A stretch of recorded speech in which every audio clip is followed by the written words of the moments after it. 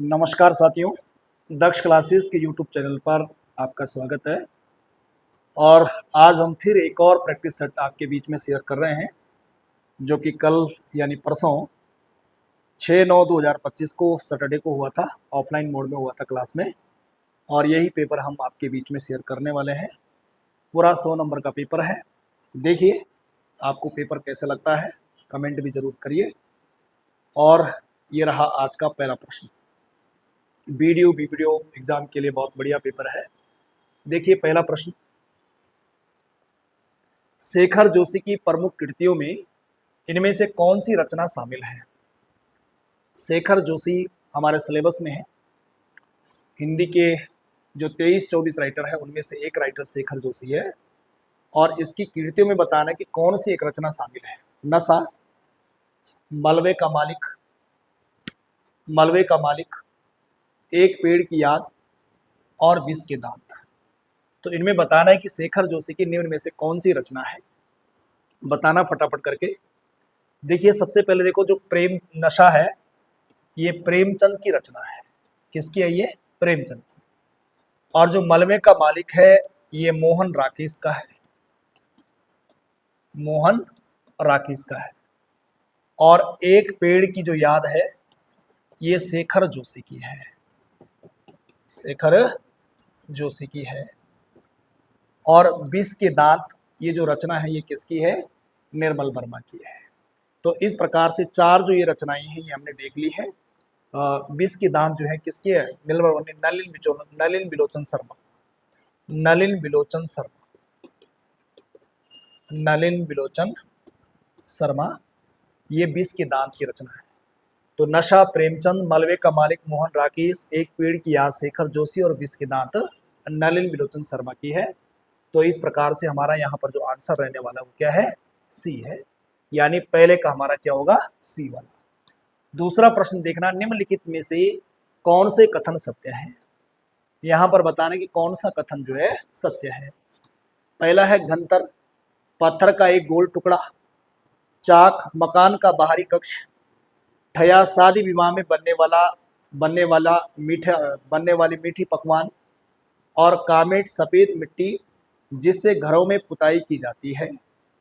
तो इसमें बताना है कि कौन सा कथन इसमें जो है सत्य है। सत्य कथन का चयन करना है। जो गंतर है ये पत्थर का गोल टुकड़ा, ये सही है क्योंकि कुमाऊनी शब्दावली है ये।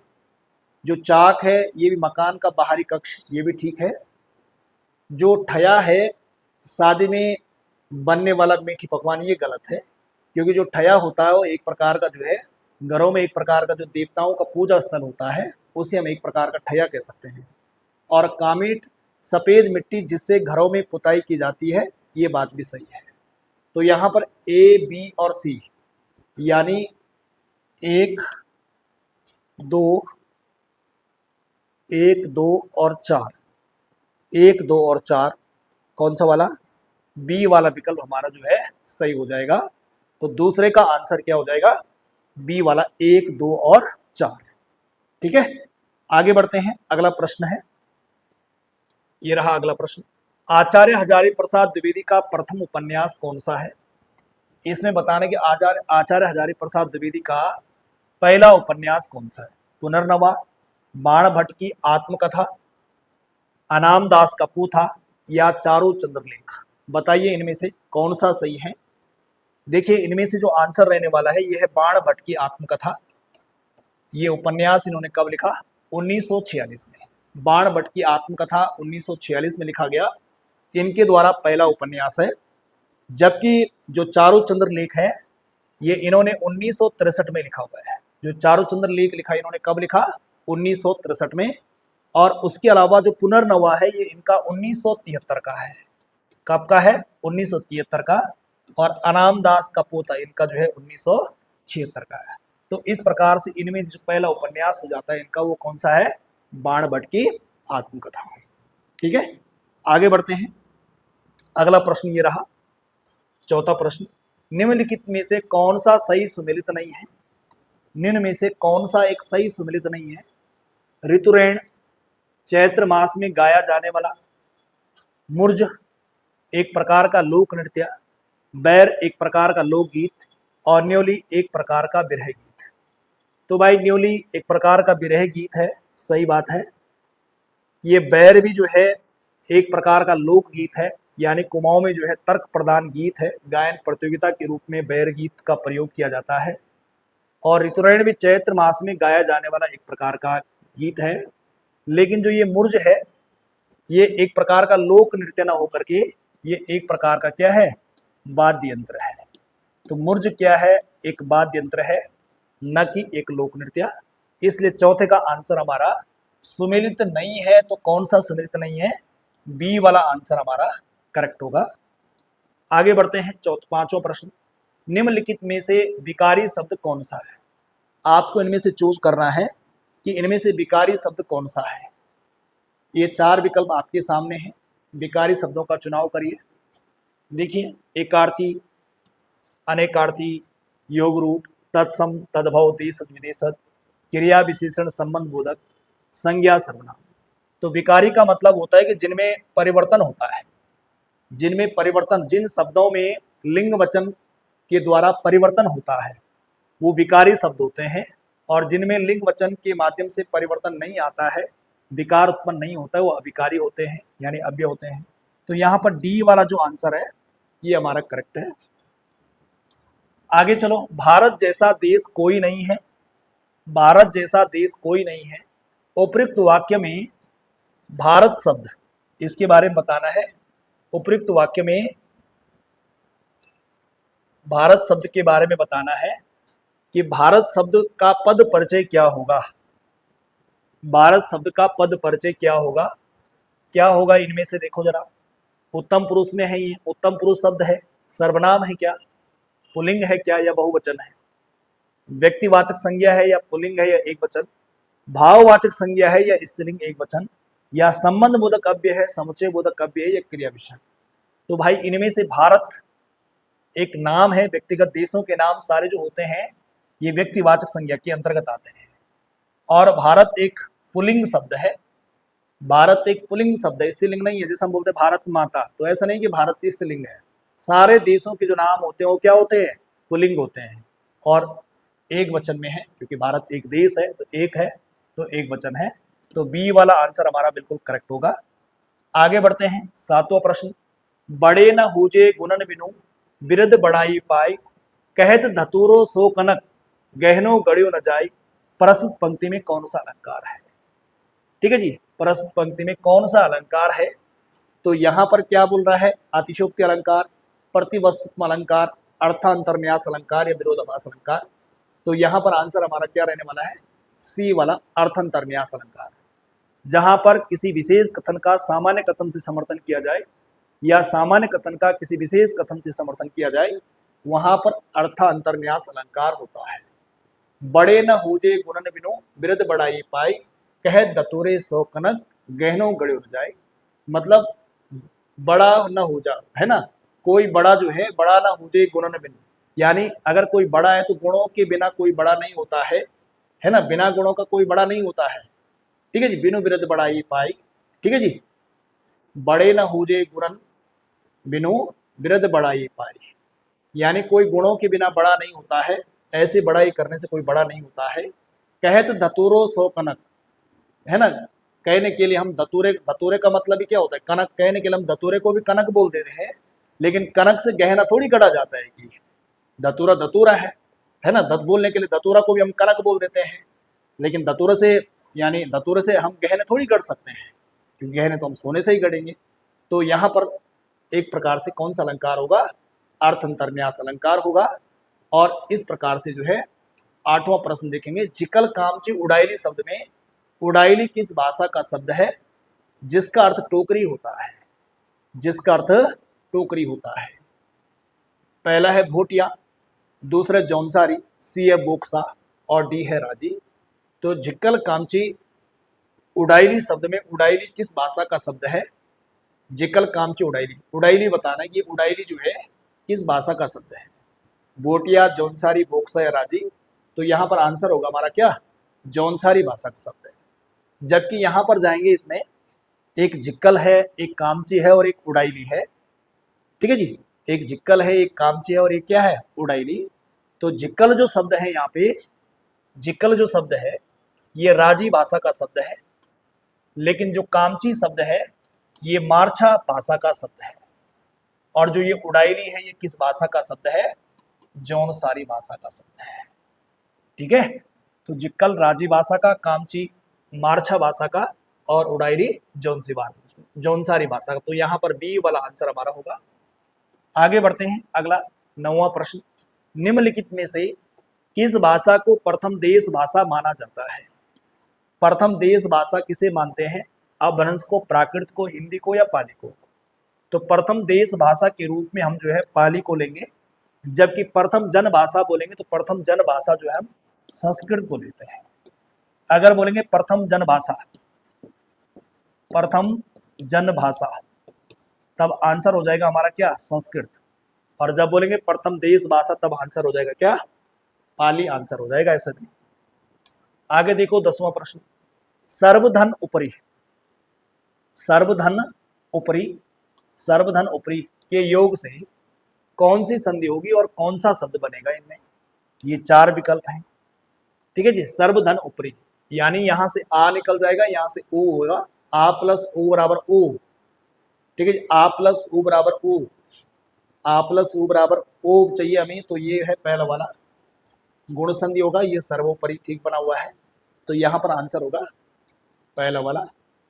ठीक है, आगे बढ़ते हैं 11वां प्रश्न, निम्नलिखित में से कौन सी भाषा की एक महत्वपूर्ण अद्वितीय विशेषता है? यहाँ पर बताना ये है कि भाषा की एक महत्वपूर्ण अद्वितीय विशेषता कौन, सबसे महत्वपूर्ण विशेषता इनमें से कौन सी है? तो कौन सी इनमें सबसे महत्वपूर्ण विशेषता? भाषा में तर्क होता है, भाषा वैज्ञानिक है, भाषा तार्किक है, भाषा में प्रतीकों का समावेश होता है। तो सबसे महत्वपूर्ण जो विशेषता है जिसे अद्वितीय विशेषता बोला गया है, ये आंसर क्या हो जाएगा, डी वाला, भाषा में प्रतीकों का समावेश होता है। ये बिल्कुल करेक्ट आंसर होगा। आगे बढ़ते हैं 12वां प्रश्न, सूची 1 को सूची 2 से सम्मिलित करना है। सूची 1 को सूची 2 से सम्मिलित करना है, तो भाई करिए सम्मिलित। अब सम्मिलित करेंगे तो देखो, भैंस का कटिया ये रचना दिया हुआ है, ये भैंस का कटिया रचना किसका है, विद्यासागर नौटियाल। विद्यासागर नौटियाल, प्रेमचंद से इनकी तुलना की जाती है, इसलिए इनको पहाड़ का प्रेमचंद, उत्तराखंड का प्रेमचंद, ठीक है जी, ऐसे नामों से भी जानते हैं। तो का का हमें चाहिए 3, का 3 देखो आप, या तो इसमें है और या तो इस वाले में है, इन 2 में से है। चीप की दावत, चीप की दावत, चीप की दावत किसकी, 20 मसानी की है। ठीक है, चीप की दावत 20 मसानी की। का हो गया 3 और खा का हो गया 4, खा का हो गया 4, किसमें बैठ रहा, खा का 4 इस वाले में बैठ रहा जी। तो ये वाला आंसर हमारा सही होगा, बी वाला आंसर होगा। पंच परमेश्वर क्योंकि प्रेमचंद की हो जाएगी, और आकाशदीप जयशंकर प्रसाद की हो जाएगी, यानी घा का हमें 2 चाहिए, गा का 2 है, गा का 1 है। तो ये 12वां का हमारा जो है बी वाला आंसर हो जाएगा। आगे देखते हैं, घी खिचड़ी होना मुहावरे का सही अर्थ क्या है? घी खिचड़ी होना मुहावरे का सही अर्थ क्या है? व्यवहार में एक रूपता होना, व्यवहार में एक रूपता होना, आनंद मंगल होना, अत्यंत घनिष्ठता होना, प्रतिष्ठा में वृद्धि होना। क्या आंसर होना चाहिए इसका, लगाइए फटाफट करके। भाई सी की तरफ जाएंगे, अत्यंत घनिष्ठता होना, घी खिचड़ी होना मुहावरे का जो है सही अर्थ है। आगे बढ़ते हैं, 14वां प्रश्न ये रहा, इससे पहले कौन सा था, 13वां, ये 14वां। इसमें क्या बोलता है कि सूची 1 को फिर सूची 2 से सम्मिलित कीजिए। तो भाई करिए सम्मिलित। भाई गढ़वाली, गढ़वाली जो है पहाड़ी से संबंध है इसका, मध्य पहाड़ी से। गढ़वाली कुमाऊनी जो है, क्योंकि पहाड़ी में जब आप पहाड़ी को पढ़ते हैं तो पहाड़ी के अंतर्गत जो है 3 पहाड़ी आती है, एक पूर्वी पहाड़ी आती है, एक मध्य पहाड़ी आती है, और एक पश्चिमी पहाड़ी आती है। एक क्या आती है, पश्चिमी पहाड़ी आती है। तो पूर्वी पहाड़ी में नेपाली आ जाती है, मध्य पहाड़ी में गढ़वाली और कुमाऊनी आ जाती है, और पश्चिम पहाड़ी में क्यूठावली, हिमाचली, सिरमौरी, जौनसारी ये सब आ जाती है। तो गढ़वाली का संबंध हो गया मध्य पहाड़ी, यानी का चाहिए हमें 4, और क्यूठावली ये पश्चिम की तरफ आएगी, पश्चिमी पहाड़ी, यानी खा का चाहिए 3। बघेली, अवधी बघेली छत्तीसगढ़ी पूर्वी हिंदी, और मारवाड़ी हो जाएगी पश्चिमी राजस्थानी। तो यानी गा का हमारा क्या है यहाँ पर, गा का 2 और घा का हो गया 1, 4 3 2 1, यानी का 4 चाहिए, का 4 यहाँ पर है, और खा का 3, खा का 3 बैठ रहा है, गा का 2 बैठ रहा है। हाँ ये ठीक है जी, सी वाला आंसर बिल्कुल करेक्ट आंसर हो जाएगा। ये इस प्रकार से मैच करना है, ठीक है। 15वां देखो, निम्नलिखित में से असत्य कथन को छांटिए। असत्य कथन छांटना, इनमें से जो सही बात नहीं है वो छांटना है यहाँ से, केंद्र है ना। असत्य कथन क्या छांटना है कि सरकारी पत्र लिखे जाते हैं। अब भाई सरकारी पत्र लिखे जाते हैं, सही कथन को छांटिए।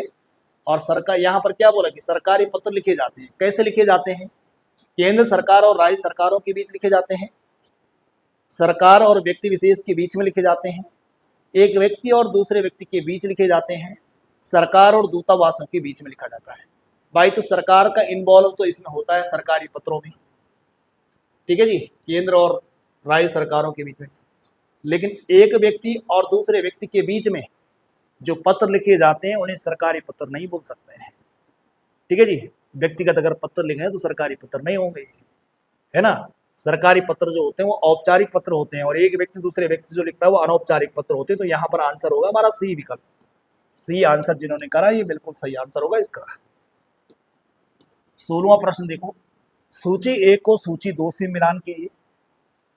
अब भाई देखो, प्रताप नारायण मिश्र, प्रताप नारायण प्रा और ब्रा, यानी प्रताप नारायण मिश्र ने जो है ब्राह्मण पत्रिका निकाली, का चाहिए 2, और बालकृष्ण भट्ट इन्होंने निकाली हिंदी प्रदीप पत्रिका, यानी खा का चाहिए 4। बद्र नारायण चौधरी आनंद कादम्बनी नागरी नीरद पत्रिका निकालते हैं, और ये हरिश्चंद्रिका हरिश्चंद्रिका पत्रिका निकालते हैं। ये नहीं होना था, हरिश्चंद्रिका हरिश्चंद्रिका है जी। तो गा का बद्र नारायण चौधरी प्रेम घन यहाँ होना था, उधर छप गया हो। तो बद्र नारायण चौधरी प्रेम घन, यानी गा का हमें चाहिए कौन सा भाई, पहला वाला। तो घा बच जाएगा, घा का हो जाएगा 3 वाला, 2 4 1 3, यानी का 2 चाहिए, का 2, ठीक है जी। यहाँ भी नहीं है, यहाँ भी नहीं है, पहला या खा का चाहिए 4, यहाँ भी का 2 है, खा का 4 है, का 2 है, खा का 4 है, गा का 1 चाहिए जी, गा का यहाँ 3 है, गा का यहाँ, तो इसका पहला वाला आंसर बिल्कुल सही आंसर निकलेगा जी। तो 16 का आंसर हमारा ए वाला जो आंसर होगा ये बिल्कुल करेक्ट आंसर होगा जी, ठीक है। इस प्रकार से मैच करना है। 17वां प्रश्न देखो जी, निम्नलिखित में से कौन सा युग्म सभी कृषि उपकरण से संबंधित है। अब यहां पर बताना है कृषि उपकरण से संबंधित कौन सा है। ये देखो 4 ऑप्शन है आपके सामने, लगा लीजिए 4 ऑप्शन में। निम्नलिखित में से कौन सा युग्म सभी कृषि उपकरणों से संबंधित है। कंकण, ओलग, आफर, हाव, कुटाव, बणकट, ठीक है जी। लगाओ इनमें कौन सा सही आंसर रहने वाला है। भाई जो बी की तरफ है ये बिल्कुल सही आंसर होगा। हाव का मतलब होता है हल, कुटाव का मतलब हो जाएगा कुदाल, और बणकट का मतलब हो जाएगा कुल्हाड़ी। बणकट का मतलब क्या हो जाएगा, कुल्हाड़ी हो जाएगा, ठीक है। तो ये कुल्हाड़ी, ये कुदाल और ये हॉल, इस प्रकार से आंसर हो जाएगा।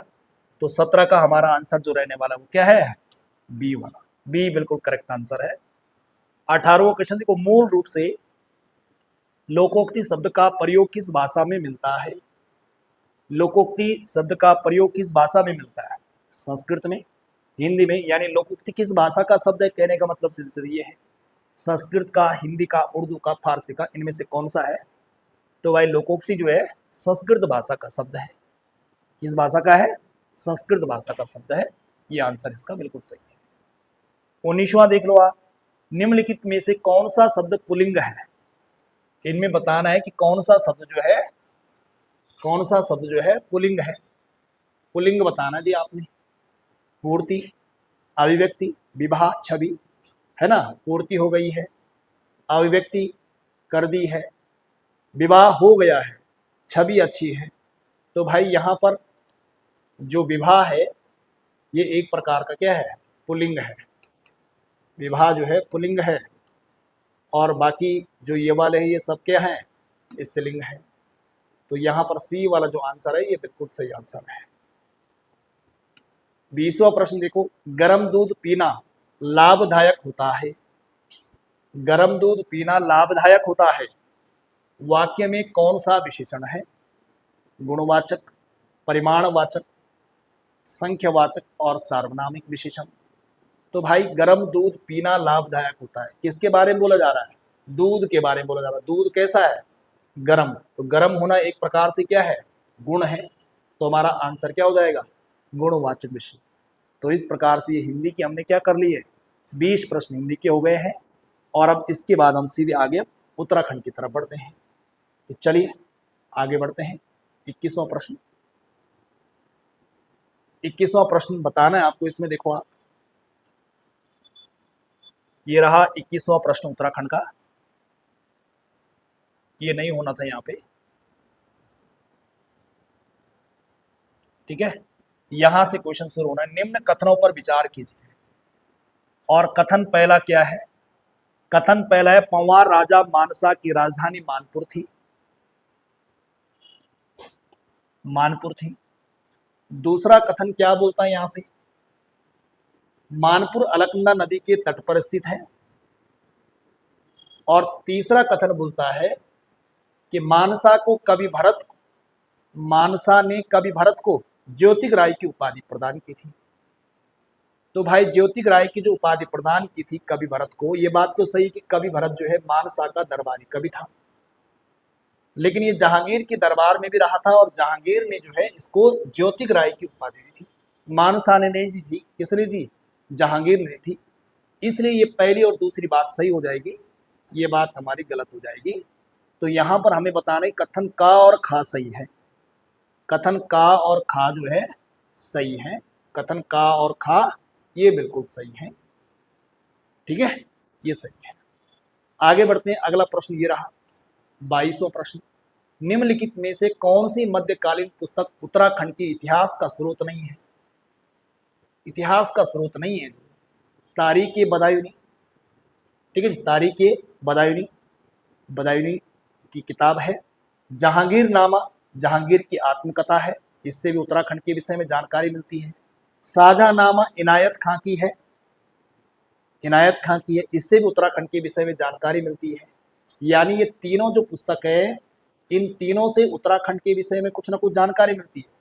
लेकिन जो ये बाबरनामा है, ये भारत के मुगल कालीन इतिहास के बारे में जानकारी देती है, ठीक है जी।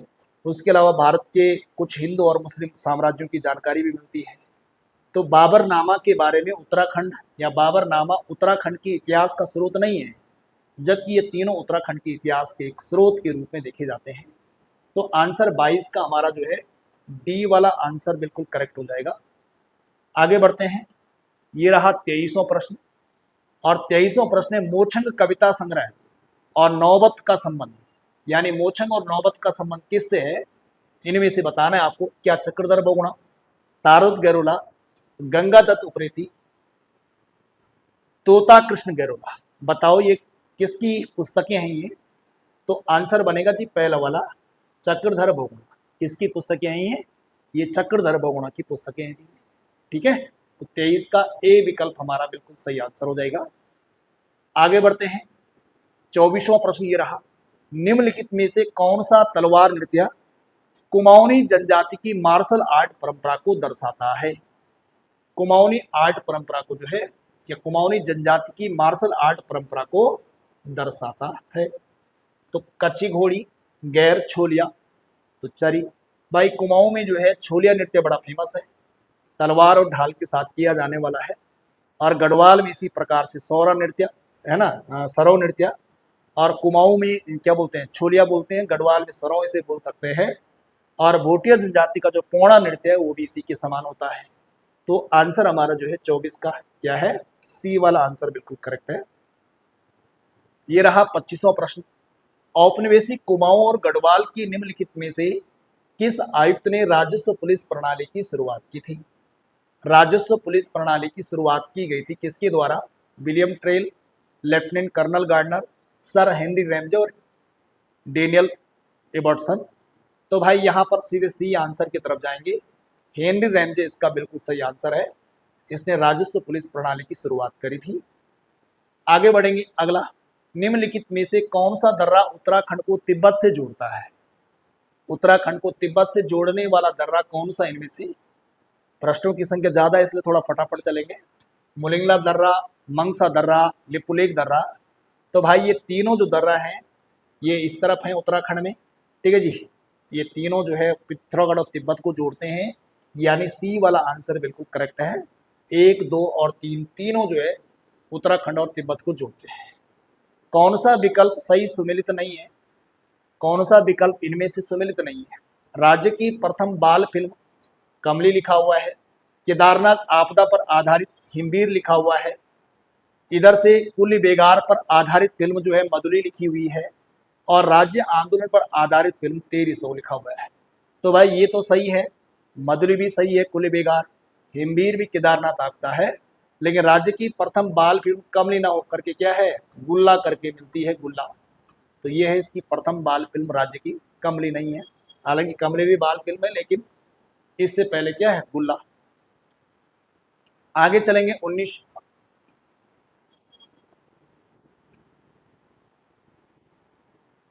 28वां प्रश्न है, अधोलिखित कथनों में से कौन सा कथन सत्य है? इसमें बताना है कौन सा कथन जो है सत्य है। तो भाई उत्तरकाशी का पुराना नाम बाड़हाट था, सही बात है, बाड़हाट बोलते हैं। पुराणों में इसको सौम्य काशी बोलते हैं, ठीक है जी। और ऋषिकेश को प्राचीन समय में कुब्जा मर्ग के रूप में जाना जाता था, ये बात भी सही है।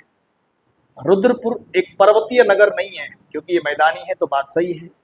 और हरिद्वार में मनसा देवी का मंदिर, मनसा देवी का मंदिर ये नील पर्वत पर स्थित है, नील पर्वत पर स्थित है। अब इनमें बताने की कौन सी बात जो है सही नहीं है। क्या हरिद्वार का मनसा देवी नील पर्वत पर स्थित है? तीनों बात तो सही है, लेकिन चौथी वाली बात ये देखो, नील पर्वत पर है या नहीं है? किस पर्वत पर है ये बिलवा पर्वत पर है। किस पर्वत पर है? बिलवा पर्वत। इसलिए आंसर हमारा क्या रहेगा, ए, बी और सी। डी वाला जो है या नील था या बिलवा पर्वत होना चाहिए था। तो आंसर हमारा ए, बी और सी 28 का रहने वाला है, ठीक है। आगे बढ़ते हैं। अगला प्रश्न ये रहा, 19 जुलाई 2025 को उत्तराखंड में नकली दवाओं के खिलाफ ऑपरेशन क्लीन अभियान शुरू हुआ। इसकी क्विक रिस्पांस टीम के अध्यक्ष कौन थे? सुधीर कुमार, हेमंत नेगी, मीनाक्षी बिष्ट और अनीता भारती। तो इसका आंसर है हमारा बी वाला, हेमंत सिंह नेगी। इसकी जो है जो क्विक रिस्पांस टीम थी इसके अध्यक्ष थे, इनके निर्देशन में चला था। आगे चलो। अगला, उत्तराखंड मानव अधिकार आयोग के विषय में निम्न कथनों पर विचार कीजिए।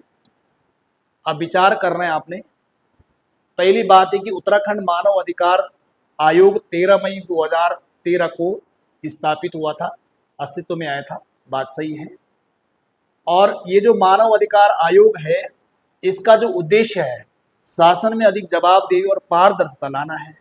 तो भाई ये इसका उद्देश्य नहीं है, क्योंकि मानव अधिकारों के लिए काम करना इसका जो है मुख्य उद्देश्य है, प्रशासन में पारदर्शिता जवाबदेही लाना नहीं है, ठीक है। तो इसलिए हमारा केवल एक सही हो जाएगा, यहाँ पे केवल एक सही है, एक सही है। दूसरी बात चलना, निम्नलिखित में से किसके द्वारा उत्तराखंड में विधानसभा के अध्यक्ष एवं प्रोटेम अध्यक्ष यानी प्रोटेम स्पीकर बोलते जिसको की भूमिका निर्वहन एक से अधिक बार किया गया? हरवंश कपूर, गोविंद सिंह, अजय भट्ट और प्रकाश पंत। तो भाई इनमें हरवंश कपूर का हम नाम लेंगे। 31 का आंसर हमारा क्या रहेगा, ए वाला आंसर बिल्कुल करेक्ट है। 32 देखना, उत्तराखंड के संदर्भ में निम्नलिखित कथनों पर विचार कीजिए।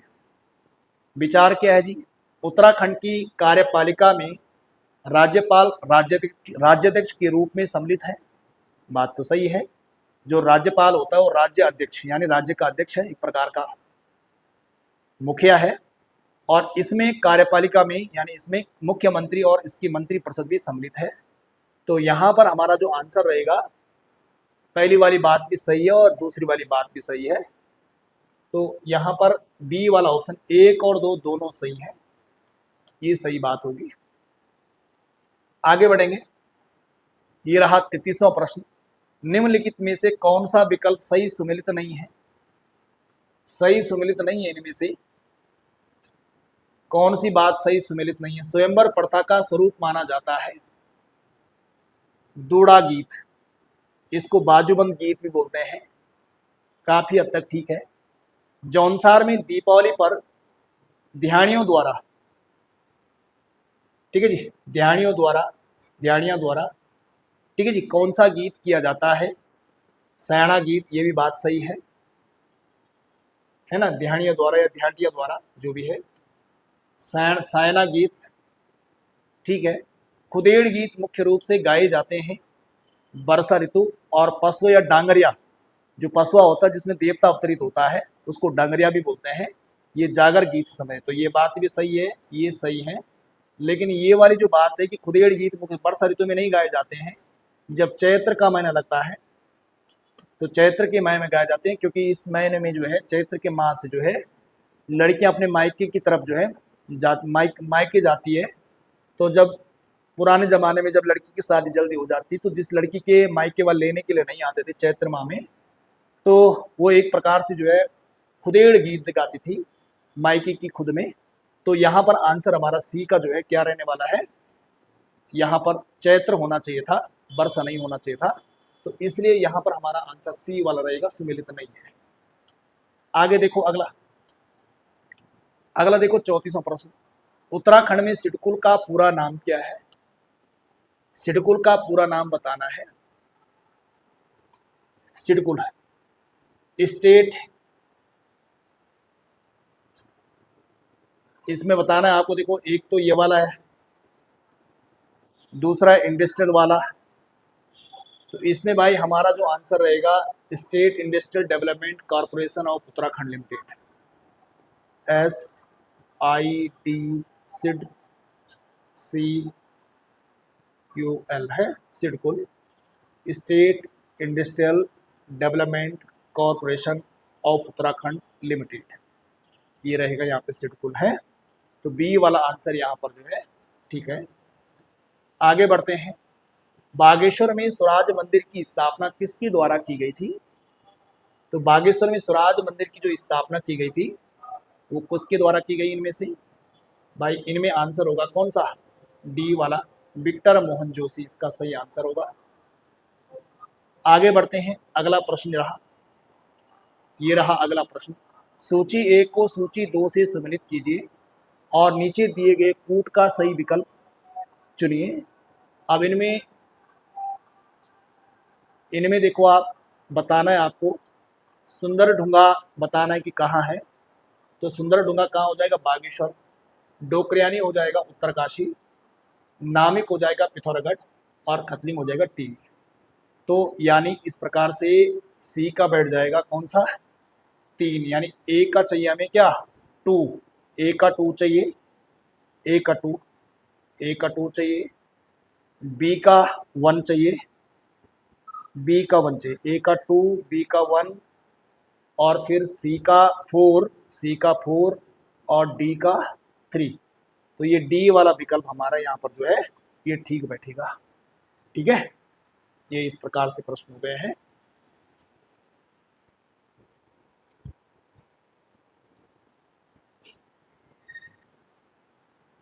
ये रहा 37वां क्वेश्चन। अब उजली या अनेरी होली त्योहार किस जनजाति समुदाय से संबंधित है?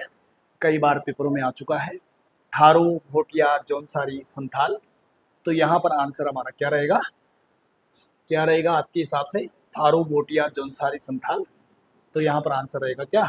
पहला वाला थारू। उजली अनेरी होली का संबंध किससे है? थारू से। आगे बढ़ते हैं। अगला, दीपावली को शोक पर्व के रूप में भी कौन मनाते हैं? थारू। नदियों को उनके उद्गम स्थल से सुमेलित करें। नदियों को उनके उद्गम स्थल से सुमेलित करें, यहाँ पर बताना है। बिलंगना नदी का उद्गम कहाँ से होता है?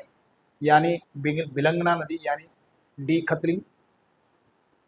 इधर से मंदाकिनी नदी केदारनाथ के पास चौराबाड़ी ताल से। सरस्वती नदी देवताल, अलकनंदा सतोपंथ और रामगंगा दुधतौली। यानी का चाहिए हमें डी, का डी, का डी, यानी ए का डी चाहिए और टू का चाहिए, टू का सी, टू का सी इसमें है, ठीक है, और थ्री का बी, थ्री का बी। तो ये सी वाला, बी वाला जो ऑप्शन है ये इसका सही आंसर बैठ रहा है, ठीक है। आगे देखो अगला, ये रहा 39वां प्रश्न। बागेश्वर में उत्तरायणी मेला निम्नलिखित में से किन नदियों के संगम पर लगता है? उत्तरायणी जो मेला लगता है बागेश्वर में वो किन नदियों के संगम पर लगता है? गोमती, सरयू, अदृश्य सरस्वती, सरयू तथा शारदा, काली गंगा, गौरी गंगा, पूर्वी नयार तथा पश्चिमी नयार। तो इसमें आंसर रहेगा पहला वाला, गोमती और सरयू के संगम पर लगता है, अदृश्य सरस्वती कह सकते हैं। ए वाला आंसर इसका बिल्कुल सही है, ठीक है। आगे बढ़ते हैं, अगला ये रहा 40वां प्रश्न। विभिन्न धार्मिक दर्शनीय स्थल को उनके जिले के संदर्भ में सूची 1 को सूची 2 से सम्मिलित करें। करें भाई, सम्मिलित करें जी। खिरसू कहाँ पड़ता है? खिरसू, तो खिरसू भाई पड़ता है पौड़ी गढ़वाल में, यानी ए का 1 चाहिए हमें। अब ए का 1 या तो सी में है या तो डी में है। दूसरा भाई सोमेश्वर पड़ता है अल्मोड़ा में और पाताल भुवनेश्वर है पिथौरागढ़ में, यानी सी का चाहिए 2, सी का चाहिए 2, सी का 2 है यहाँ, और डी का चाहिए 4, डी का 4 है यहाँ। तो हमारा आंसर जाएगा डी की तरफ, 1 3 2 4। हमारा आंसर, इसका आंसर क्या हो जाएगा? डी वाला आंसर बिल्कुल सही हो जाएगा। 41वां आश्रम है, कर्णव आश्रम के संदर्भ में कौन सा विकल्प सही है? कूट के माध्यम से चुने। चुनिए भाई, कूट के माध्यम से कौन सी बात सही है? पहली बात बोल रहे कि प्राचीन काल में या कर्णव ऋषि के नेतृत्व में विद्या अध्ययन का महत्वपूर्ण केंद्र था। बात तो सही है जी। महाकवि कालिदास ने इसको किसलय प्रदेश कहा, यह भी बात ठीक है जी। डॉक्टर संपूर्णानंद ने 1955 में इसके महत्व को पुनः स्थापित करने का प्रयास किया, है ना। इसका जीर्णोद्धार डॉक्टर संपूर्णानंद ने 1955 में किया था। और यह माली नदी के दाहिनी ओर पहाड़ी पर स्थित है, तो दाहिनी ओर पहाड़ी पर नहीं है ये, इसलिए इसका आंसर जो है ए, बी और सी की तरफ जाएंगे। बी वाले ऑप्शन में, ए बी सी, ए वाले ऑप्शन में जाएंगे। ए, बी और सी सही है, ए वाला आंसर इसका सही होगा। आगे बढ़ते हैं। निम्नलिखित में से केदारनाथ मंदिर के संदर्भ में क्या सही नहीं है? क्या सही नहीं है? यह कत्यूरी निर्माण शैली में बना है, जिसमें भूरे रंग के विशाल पत्थरों का प्रयोग किया गया है, सही बात है। यह छत्र प्रसाद है, ठीक है। गर्भगृह में त्रिकोण आकृति में ग्रेनाइट की शिला है, और स्वयं केदार, इस स्वयंभू केदारलिंग की पूजा पांडवों द्वारा निषेधित है। पांडवों द्वारा निषेधित नहीं है भाई, ये गलत हो जाएगा, सही नहीं है। तो क्या सही नहीं है? डी वाला आंसर, डी वाला आंसर। आगे देखो 43वां। पिथौरागढ़ जिले में स्थित सूर्य मंदिर के संदर्भ में निम्न में से कौन सा विकल्प सही है? कौन सा विकल्प सही है? मड़का सूर्य मंदिर पिथौरागढ़, मड़का सूर्य मंदिर पिथौरागढ़, सुई का सूर्य मंदिर चंपावत, चौपाता का सूर्य मंदिर रुद्रप्रयाग, और सभी कथन सही है। तो इसमें डी वाला आंसर होगा, सभी कथन सत्य है, सभी कथन सत्य है। आगे देखो 44वां। चमोली जिले में स्थित सप्त बद्री में पंच बद्री से इतर 2 अन्य बद्री कौन है? कूट के आधार पर सही विकल्प चुने। अब इसमें बताना है कौन सा सही नहीं है। नरसिंह बद्री, ध्यान बद्री, वृद्ध बद्री, आदि बद्री। तो इसमें भाई देखो आदि बद्री भी है, वृद्ध बद्री भी है, विशाल बद्री भी है, भविष्य बद्री भी है, योग ध्यान बद्री भी है, ठीक है जी। लेकिन ध्यान बद्री नहीं है, नरसिंह बद्री नहीं है। तो एक बात तो ये पक्की कि नरसिंह बद्री कतई नहीं है। नरसिंह बद्री नहीं है तो यहाँ पर बताना क्या है? यहाँ पर बताना है कि पंचबद्री से इतर 2 अन्य बद्री कौन से जो पंचबद्री में नहीं आते। तो एक तो भाई ये नहीं आता है। अब ये नहीं आते तो ए वाला ऑप्शन है, ए और बी, ए और सी, बी और डी, COD, तो COD तो मतलब ही नहीं बनता है, BOD भी मतलब ही नहीं बनता है ना। क्योंकि यहाँ पर जो है हमें A विकल्प चाहिए यहाँ पर, तो जिसके साथ A होगा तो A के साथ C है तो ये भी नहीं हो सकता, लेकिन A के साथ B है तो ये चलेगा हमारा, तो ये आंसर हमारा रहने वाला है नरसिंह बद्री A और B। ठीक है जी, ये ध्यान बद्री, योग ध्यान बद्री होता तब भी ठीक था, लेकिन A के साथ ये मैच कर रहा है तो यही आंसर रहने वाला है। आगे देखो अगली बात में चलना जरा 45वां, निम्न कथनों पर विचार कीजिए। कथन का है चंद साम्राज्य मंडलों में विभक्त था, चंद साम्राज्य मंडलों में विभक्त था। कथन खा है ये मंडल सामान्यतः 3 प्रकार के थे। ए है केवल कथन का सही है, केवल कथन खा सही है, ये कथन होना था, और सी है दोनों कथन सही है, और डी है दोनों कथन गलत है। तो इसमें कौन सी बात होगी जी, यहाँ पर होगा हमारा, ये बात तो सही है चंद साम्राज्य मंडलों में विभक्त था, लेकिन मंडल यहाँ पर 2 प्रकार के होते, 3 प्रकार के नहीं होते थे, इसलिए ये बात गलत हो जाएगी। हमारा आंसर होगा केवल कथन का सही है। 45वां का ए आंसर बिल्कुल सही होगा। आगे बढ़ेंगे, अगला प्रश्न ये रहा, निम्न कथनों पर विचार कीजिए। कथन का है किमोद उत्सव, किमोद उत्सव जौनसार भाबर में मनाया जाता है। भाई देहरादून का जो जौनसार भाबर वाला इलाका है वहां पर एक किमोद उत्सव मनाया जाता है, ये बिल्कुल सही बात है, कथन का एकदम सही है। कथन खा क्या बोलता है कि इस उत्सव को विशेष शक्तिदायक पेय पदार्थ कीम को तैयार करने के उपलक्ष्य में मनाया जाता है। यानी ये जो किमोद उत्सव है इसमें जो है एक विशेष शक्तिदायक पदार्थ, पेय पदार्थ है जिसे कीम बोलते हैं, इसको तैयार करने के उपलक्ष्य में मनाया जाता है ये। और कथन गा बोलता है ये कि कीम जंगली जड़ी बूटियों, बेर, भांग के पौधों की जड़ से तैयार की जाती है। तो भाई इसकी तीनों बातें सही हैं, दूसरी वाली बात भी सही है और तीसरी वाली बात भी सही है कि ये जो कीम होता है ये है ना, जो विभिन्न प्रकार की जड़ी बूटियां होती हैं हिमालयी क्षेत्र में, उससे बना करके इसे तैयार किया जाता है। और एक प्रकार से जो है जौनसार भाबर में ये उत्सव मनाया जाता है। तो इसकी तीनों बातें जो है बिल्कुल सही है, सभी कथन सत्य हैं, डी वाले विकल्प पे जाना चाहिए। आगे बढ़ते हैं, ये रहा 47वां प्रश्न, हिमालयी समाज संस्कृति पर्यावरण पर आधारित पत्रिका पहाड़ कहाँ से प्रकाशित होती, चमोली, चंपावत, नैनीताल और देहरादून। तो यहाँ पर आंसर हमारा पहाड़ कहाँ से निकलती है, नैनीताल से निकलती है जी। ठीक है, तो नैनीताल याद रखेंगे यहाँ पे। 48 प्रदेश में मुख्यमंत्री आंचल अमृत योजना चलाई जा रही है, किसके लिए चलाई जा रही है, बालिकाओं के प्रशिक्षण एवं पोषण हेतु, बालिकाओं के अधिकारों की रक्षा हेतु, और बालिकाओं की तस्करी से सुरक्षा हेतु, और डी 3 से 6 वर्ष के बच्चों को दूध उपलब्ध कराने हेतु। तो भाई प्रदेश में जो है ये जो योजना चल रही है ये डी वाले 3 से 6 वर्ष के बच्चों को दूध उपलब्ध कराने के लिए जो है ये योजना चलाई जा रही है, तो डी वाला आंसर होगा इसका। 49वां देखना 49वां, निम्नलिखित को सम्मिलित करें, करे भाई सम्मिलित। जो उर्गम परियोजना है ये कल्प गंगा पर है चमोली में, तो इसका आंसर होगा ए का 4 हो जाएगा। और ए का 4 किस में है जी, ए का 4, ए का 4, ए का 4, ए का 4, ए का 4 इसमें है जी, ये बी वाले में, तो यही है जी इसका आंसर, बी वाला आगे जाने की जरूरत ही नहीं है। आगे बढ़ते हैं, 50वां, उत्तराखंड की अर्थव्यवस्था में वर्ष 2023-24 में या वर्ष 2023-24 के अनुसार बताना है कि वर्ष 2023-24 में तृतीय क्षेत्र का जो योगदान रहा प्रचलित कीमतों पर कितना है, ये प्रतिशत में बताना है आपको, प्रतिशत में बताना है आपको जी।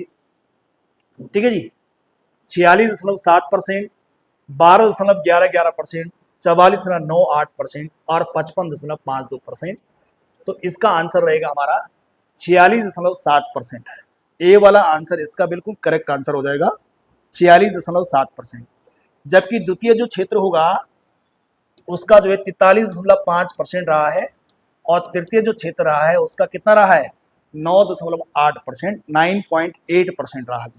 तो 43.5% द्वितीय क्षेत्र का है और तृतीय क्षेत्र का रहा है 9.8%, और प्रथम प्राथमिक क्षेत्र का रहा है 46.7%। सर्वाधिक जो रहा है वो तृतीय क्षेत्र का रहा, क्या बोल तृतीय क्षेत्र का रहा, ये तृतीय क्षेत्र का है, ये द्वितीय क्षेत्र का है और ये प्राथमिक क्षेत्र का है। तृतीय क्षेत्र का योगदान जो है सबसे ज्यादा है, फिर द्वितीय क्षेत्र का है और फिर प्राथमिक क्षेत्र का है नंबर 1। ठीक है, आगे बढ़ते हैं। 51वां क्वेश्चन देखो, निम्नलिखित में से कौन सी एक रस्म थारू जनजाति की विवाह परंपरा नहीं है? थारू जनजाति की विवाह परंपरा नहीं है भाई। देखो, अपना पराया, बात कट्टी, पक्की बोड़ी, ये भी सही है, ये भी सही है, ये भी सही है। जो चाला है ये विवाह के बाद की रस्म है, तो यहाँ पर आंसर जो है सी होगा। हालांकि चाला का संबंध भी जो है थारू जनजाति से है। जिन्होंने जनजाति पढ़ी होगी उनको पता होगा क्या क्या होता है ये। यहाँ पर इतना समय नहीं है कि हम इतना करें। यहाँ पर सीधे सीधे आपको जो है क्वेश्चन आंसर लगाने के आपके कितने मार्क्स इसमें बन रहे हैं। 2011 की जनगणना के अनुसार राज्य में पुरुष व महिला साक्षरता है कितनी है भाई? पुरुष व महिला साक्षरता पहले में जाएंगे, क्या ये सही है? दूसरा, तीसरा और चौथा, बताओ इनमें से कौन सा सही रहने वाला है? ए की तरफ जाएंगे, ए बिल्कुल सही रहेगा। 87.84% जो है ये पुरुष का और महिला कितनी है? 70% है। आगे बढ़ेंगे, अगला 53वां, उत्तराखंड की प्रसिद्ध लोकगीत बेडू पाकू 12 मासा की धुन किसके द्वारा बनाई गई? बेडू पाकू 12 मासा की धुन बनाई गई। इसमें देखो भाई, इजी सा प्रश्न है, सिंपल सा है, बताइए कौन सा आंसर रहने वाला है? सरल सा प्रश्न है। डी की तरफ जाएंगे, स्वर्गीय ब्रजेंद्र लाल शाह, ब्रजेंद्र लाल शाह, ये डी वाला विकल्प इसका जो है सही आंसर होगा।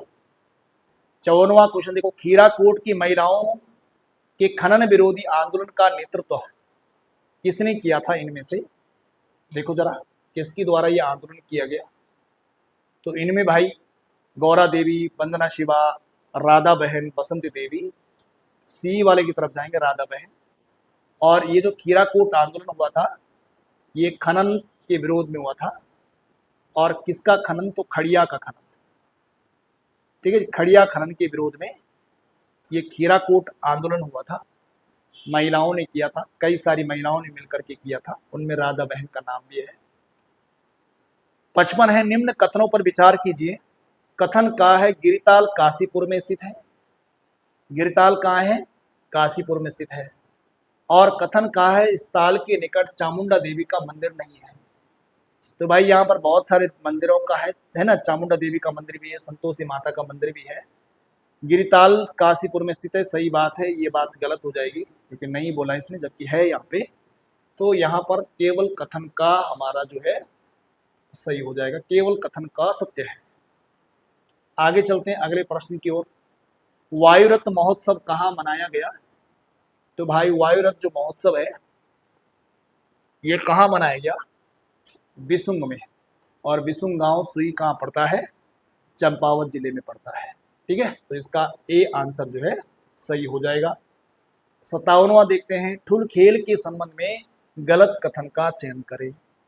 ठुल खेल गीत के बारे में बताने की कौन सा कथन जो है गलत है? या कुमाऊं में भादों के महीने कृष्ण जन्माष्टमी के पश्चात गाए जाते हैं।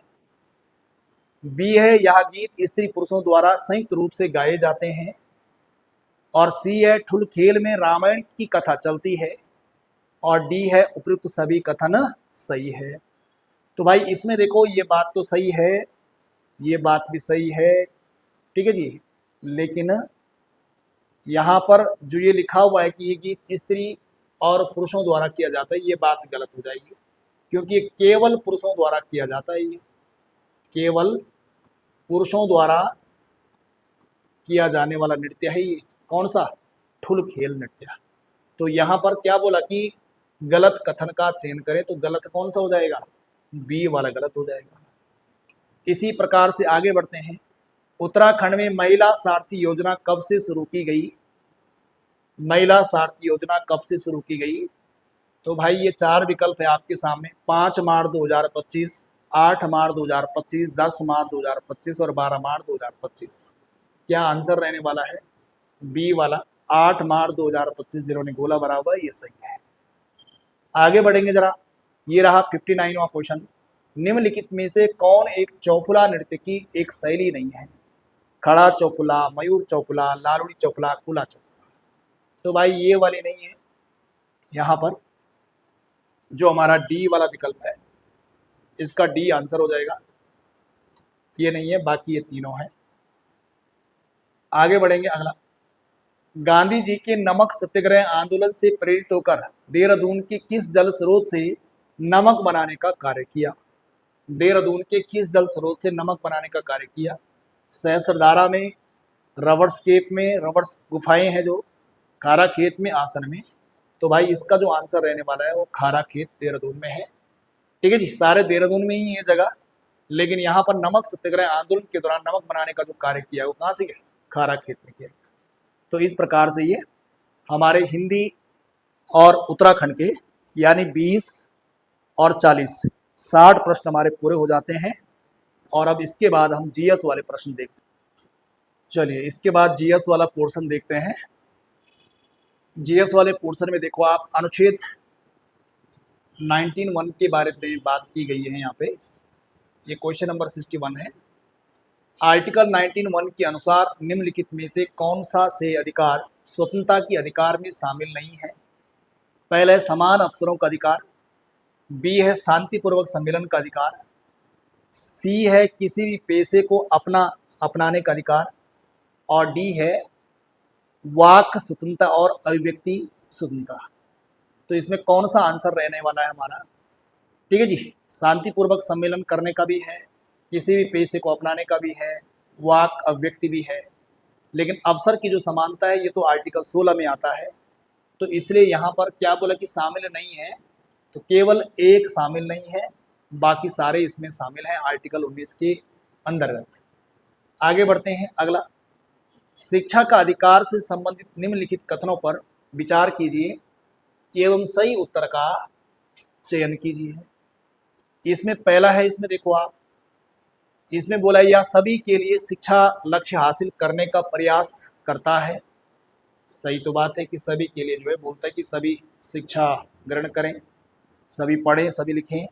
मूल संविधान के भाग 4 में निःशुल्क एवं अनिवार्य शिक्षा का प्रावधान आर्टिकल 45 के अंतर्गत तो कर रखा है। ठीक है, डीपीएसपी में है। और अगला है 91वें संविधान संशोधन के बाद यह मूल अधिकार बन गया। नहीं जी, 86वां संविधान संशोधन द्वारा 2002 में इसको मूल अधिकार बनाया गया था। तो यहाँ पर 1 और 2 किस विकल्प में है? ये ए वाला आंसर रहेगा, ये वाला। सिर्फ 1 और 2 यहाँ पर जो है ये सही हो जाएगा। ठीक है, 1 और 2 सही है, तीनों नहीं है सही है। तो चलो आगे बढ़ते हैं।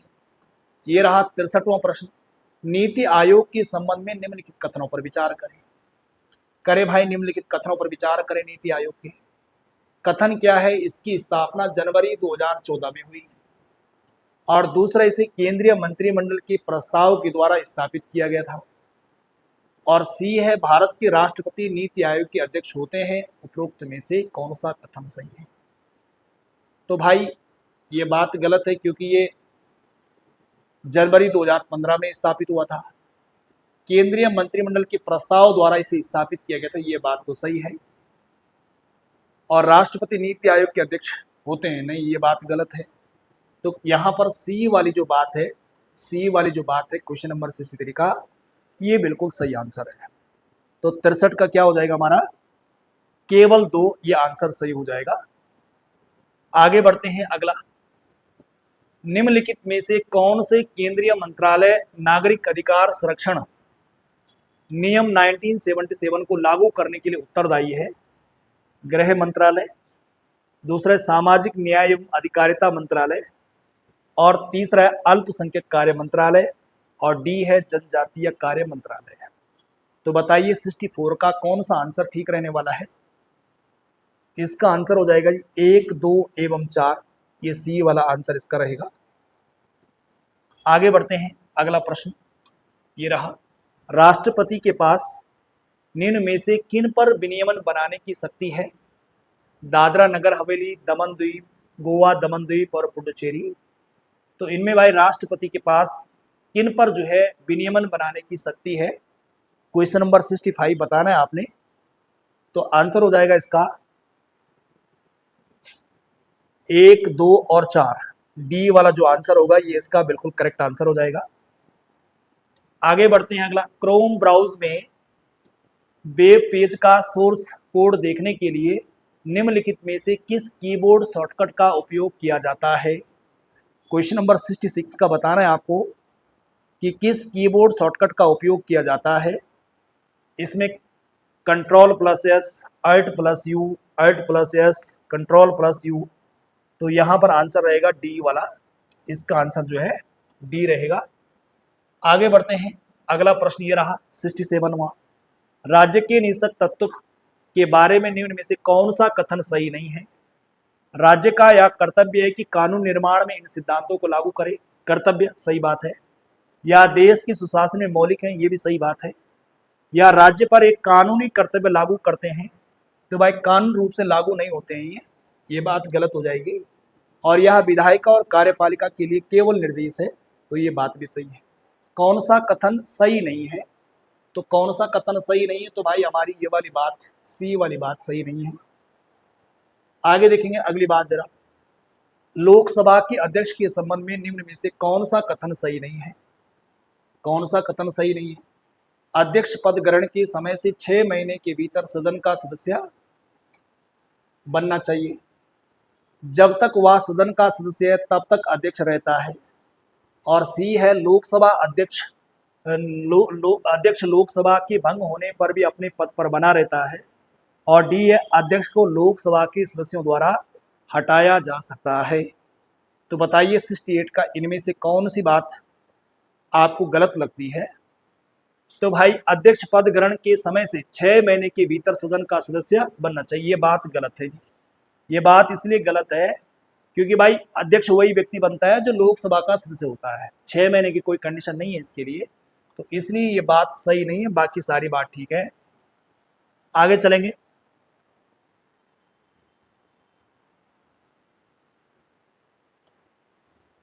उनसत्तरवां देखना 69वां। लोक लेखा समिति का मुख्य कार्य इनमें से क्या है?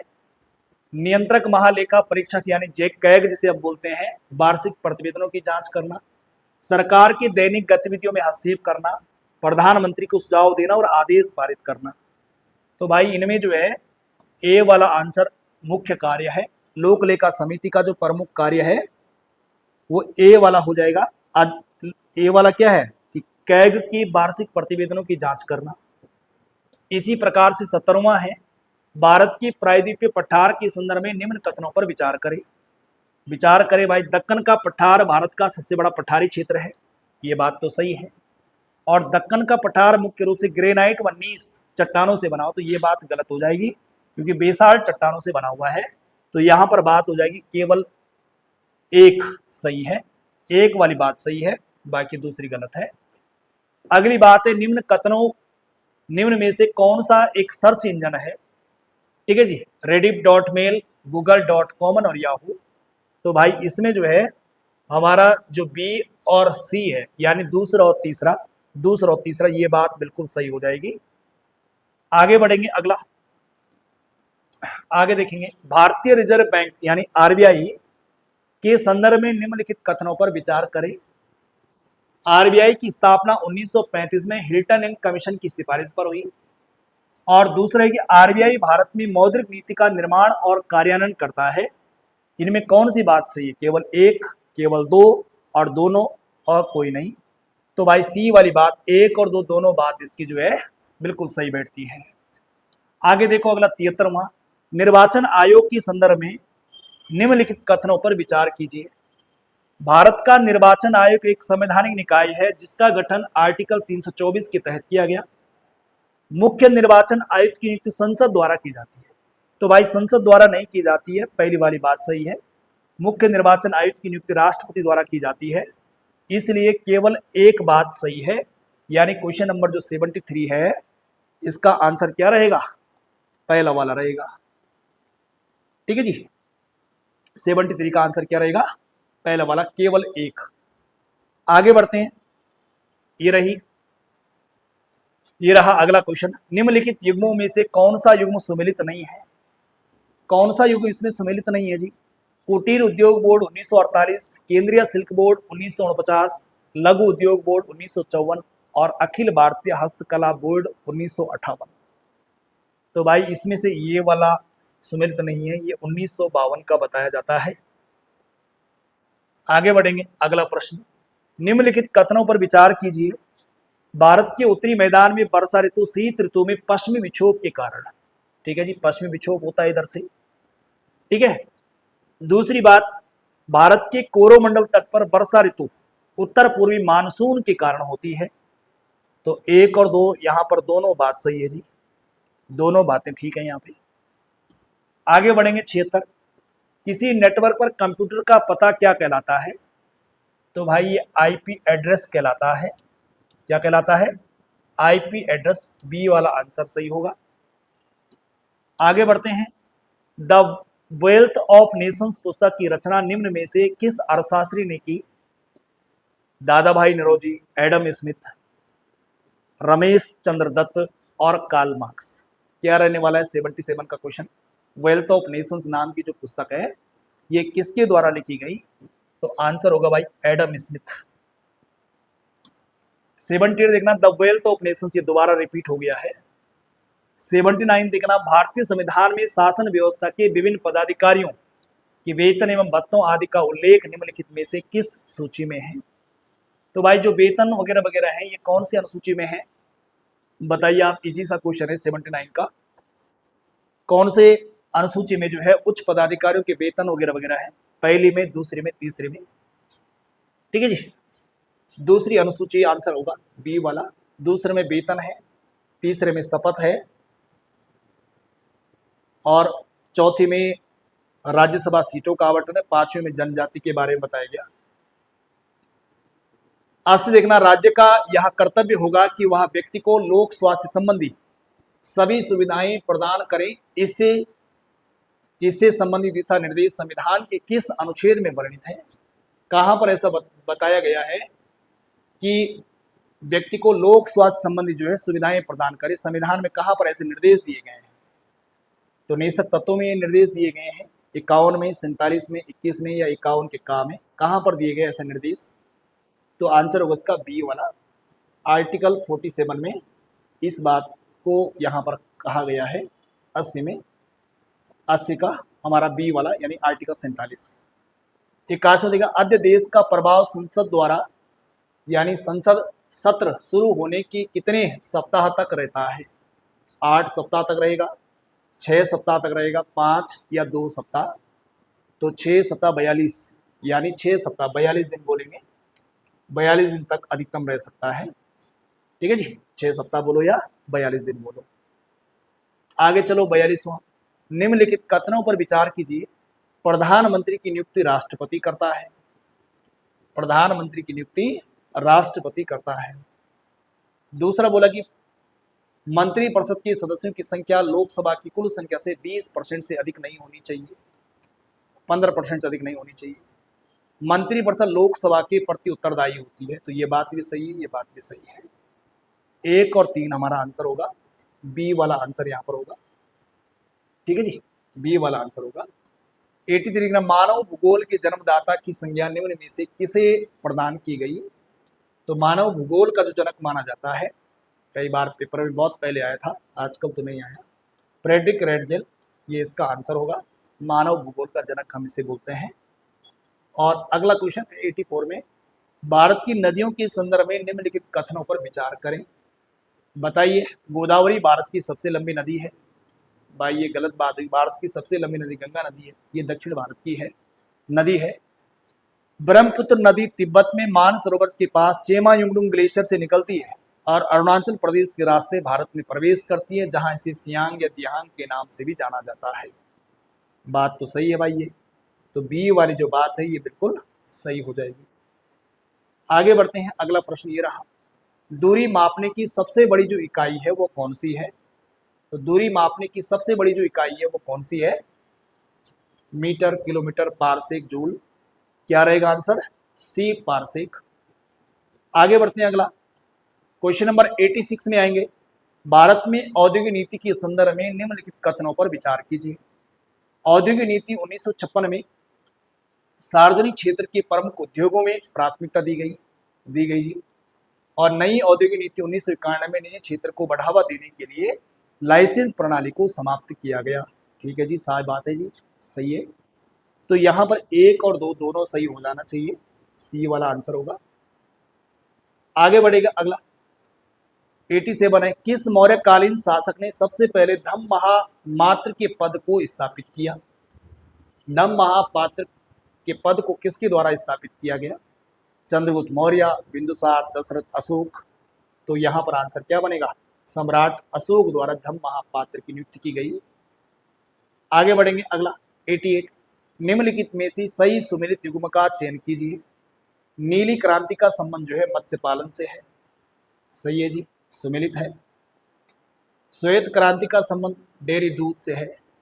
पीली क्रांति का संबंध तिलहन से है, जबकि लाल क्रांति का संबंध मांस व टमाटर से है। तो यहाँ पर 1, 2 और 3 अगर कहीं पर है 1, 2, 3 पहला वाला विकल्प ही है। क्या बोला? सुमेलित सही युग्म का चयन किए, तो 1, 2 और 3 सही बात है यहाँ पे। आगे बढ़ेगी अगली बात, देखो आप, लॉर्ड रिपन को भारत का उद्धारक किसने कहा था? भारत का उद्धारक लॉर्ड रिपन को किसने कहा था? इनमें से किसके द्वारा कहा गया भारत का उद्धारक? ठीक है जी, Florence Nightingale, Arnold White, Madan Mohan Malviya और गांधी जी। तो फ्लोरेंस नाइटिंगेल इसने कहा था लॉर्ड रिपन को भारत का उद्धारक। ये क्वेश्चन आया हुआ है पेपर में। आगे चलो अगला, केंद्रीय बजट 2025-26 की मुख्य थीम या विषय क्या है? इसमें बताना है आपको, सक्षम भारत, आत्मनिर्भर भारत, सबका विकास या जन विश्वास। तो इसमें आंसर क्या रहेगा? सी वाला, सबका विकास। तो इस प्रकार से ये 90 क्वेश्चन हमारे पूरे हो गए, हिंदी, उत्तराखंड और जीएस के ये पूरे हो गए। और अब इसके बाद हम रीजनिंग के प्रश्न देखें। हेलो दोस्तों, अब हम रीजनिंग का हिस्सा देखने वाले हैं। तो जो पहला क्वेश्चन है वो पहेली या पजल टाइप का क्वेश्चन है, या पजल से बना हुआ क्वेश्चन। ऐसे क्वेश्चन को सॉल्व करने के लिए हमेशा आप एक सामान्य तथ्य अपनाएंगे कि एक हमेशा चार्ट बनाने का प्रयास करेंगे। एग्जाम में अगर जल्दी से सॉल्व कर रहे हैं तो क्या बनाएंगे? हमेशा एक चार्ट बनाएंगे। और जब आप ये चार्ट बनाएंगे तो ये जल्दी से सॉल्व हो जाएगा। कैसे चार्ट बनाना? देखिए, इसमें आपके पास टोटल 7 लोग हैं। कितने लोग हैं? 7। DEIJMN और Q। तो 7 लोग हैं। आप 7 ऐसे में 7 ऐसे में आपके पास क्या कीजिए, इसको इनके नाम लिख दीजिए। ऐसे ही लिख दो आप इसको, DEIJMN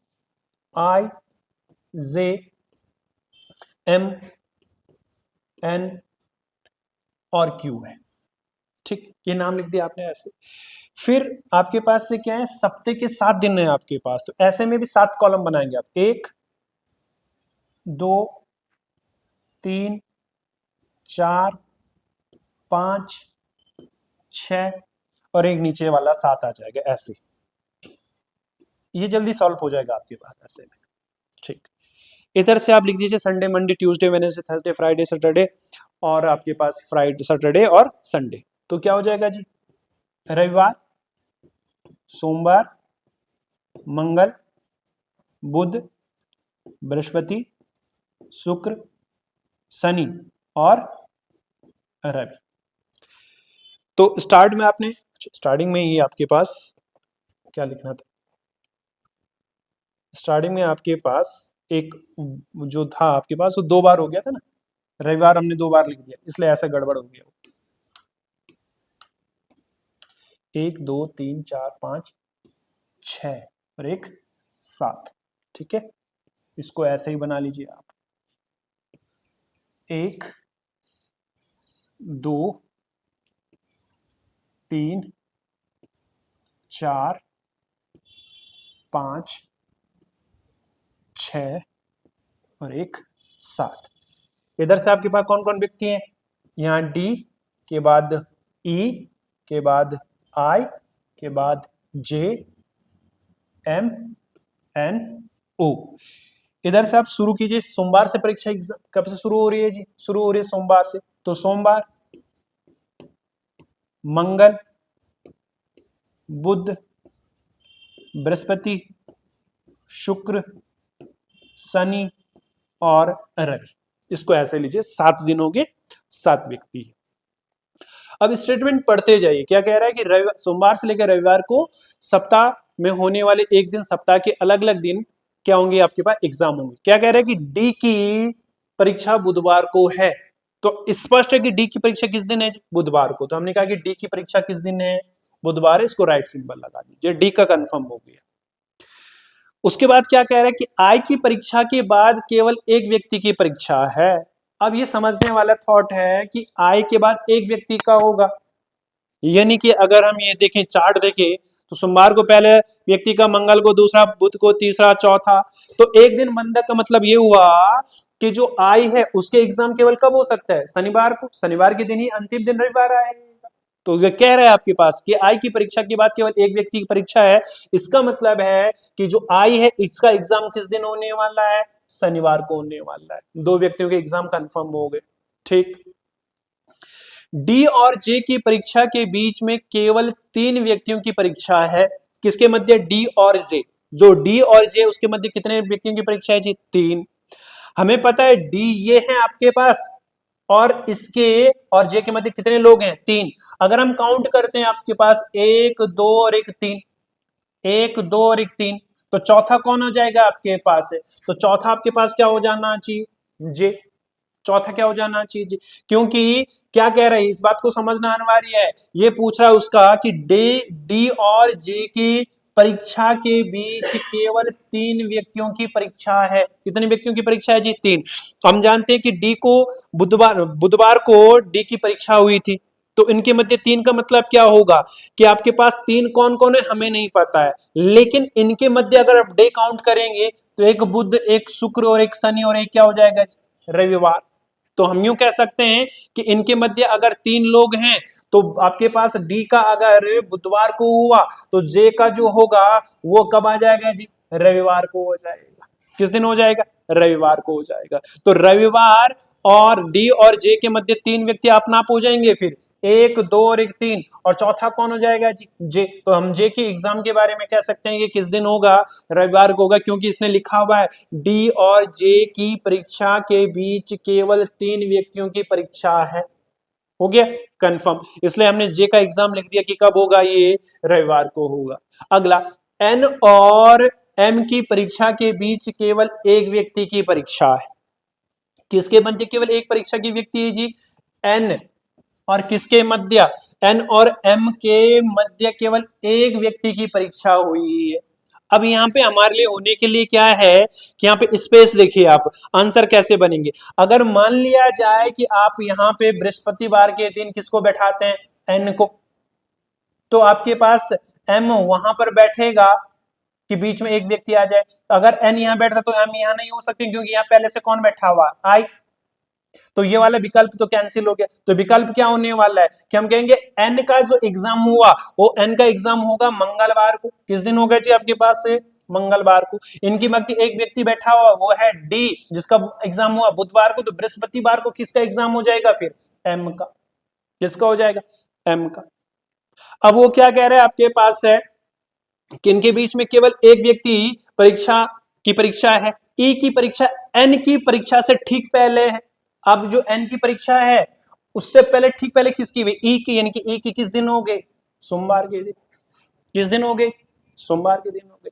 अब देख लो, ई का पेपर था सोमवार को, एन का पेपर था मंगलवार को, डी का पेपर था बुधवार को, एम का पेपर था बृहस्पतिवार को, और शुक्रवार हमारे पास अभी भी क्या है, खाली है। शुक्रवार का हमें पता नहीं, शनिवार का हमें पता लग गया कि किसका एग्जाम होना है आपके पास, आई का, और रविवार का हमें पता लगे किसका एग्जाम होना है, जे का। तो अगला क्या पूछ रहा है वो आपके पास है कि परीक्षा, तो निम्न में से किसकी परीक्षा शुक्रवार को की, तो एक ही एग्जाम खाली है ना, एक ही पॉइंट खाली है, वो कौन था, शुक्रवार वाला। कौन है, शुक्रवार वाला। तो शुक्रवार के दिन किसका एग्जाम हो जाएगा, शुक्रवार के दिन एग्जाम हो जाएगा क्यू का। किसका हो जाएगा, क्यू का। तो ये आसान तरीका होता है आपके पास पजल को सॉल्व करने का। ऊपर आपने क्या लिख दिए, उनके ABCD जो भी नाम है उधर सप्ताह के नाम लिख दिए। जो कहता जा रहा है उसको टिक करते जाइए, आसानी से आपके पास आंसर का सॉल्यूशन आ जाएगा। इनकी क्यू को ही शुक्रवार के दिन क्यू का एग्जाम होगा, तो आंसर क्या होने वाला है, डी वाला। ठीक है, चलो अगला। अगला क्वेश्चन क्या पूछ रहा है आपसे वो कि खुशबू, सुरेश, रीना, नेहा, परी, यश, सपना और महक एक वर्गाकार मेज के चारों ओर उसके केंद्र की ओर अभिमुख होकर बैठे हैं। अभिमुख का मतलब है केंद्र की ओर मुख है उनका, और टेबल वर्गाकार है। अब टेबल वर्गाकार है तो वर्गाकार टेबल ऐसी है, ये होगा आपके पास से बैठे, जबकि कुछ मेज के भुजा के ठीक बीच में बैठे हैं, कुछ कोने पर बैठे हैं, कुछ, अब इनको 6 आपके पास टोटल मिला के इनको देख लीजिए, 1 2 3 4 5 6 7 और 1 8। इसका मतलब 1 2 3 4 5 6 7 और 1 8, ये ऐसे बैठे हुए। वर्गाकार टेबल लेना, इनको 8 लोगों को दिखा देना कि कौन कहां पे होगा। अब पढ़ते जाएंगे आप, ठीक है। लिख रहे पहले आपके पास से हैं कि परी के दाएं ओर से दूसरी ओर, परी के दाएं ओर से दूसरी ओर, और खुशबू के बाईं ओर से तीसरे स्थान पर यश बैठा है। अब यश नामक जो व्यक्ति है उसको बैठा लो, पहले कहीं पे भी बैठा लो, आपको कोई फर्क नहीं पड़ने वाला, हमने यश बैठा दिया इसको। अब जो यश है वो कह रहा है आपके पास से जो कौन है, परी के दाएं दूसरी ओर है। परी के दाएं क्या है, दूसरी ओर है, दाएं सबका एक साइड होने वाला है, ये परी हो गई, परी के दाएं ओर दूसरा यश है। और तीसरा क्या कह रहा है आपके पास, वो परी के दाएं ओर क्या है जी, दूसरा है, और खुशबू के बाएं ओर तीसरा है। तो खुशबू के बाएं ओर तीसरा है, जब खुशबू यहां पर बैठेगी तो इसका बायां 1 2 3, तो खुशबू यहां होगी। खुशबू के बाईं ओर तीसरा है कौन, यशपाल, और परी के दाईं ओर दूसरा है कौन, यशपाल। ठीक, आगे क्या लिख रहा है जी, बैठा है सपना महक के दाईं ओर से तीसरे स्थान पर है। जो सपना है महक के दाईं ओर से तीसरे स्थान पर है।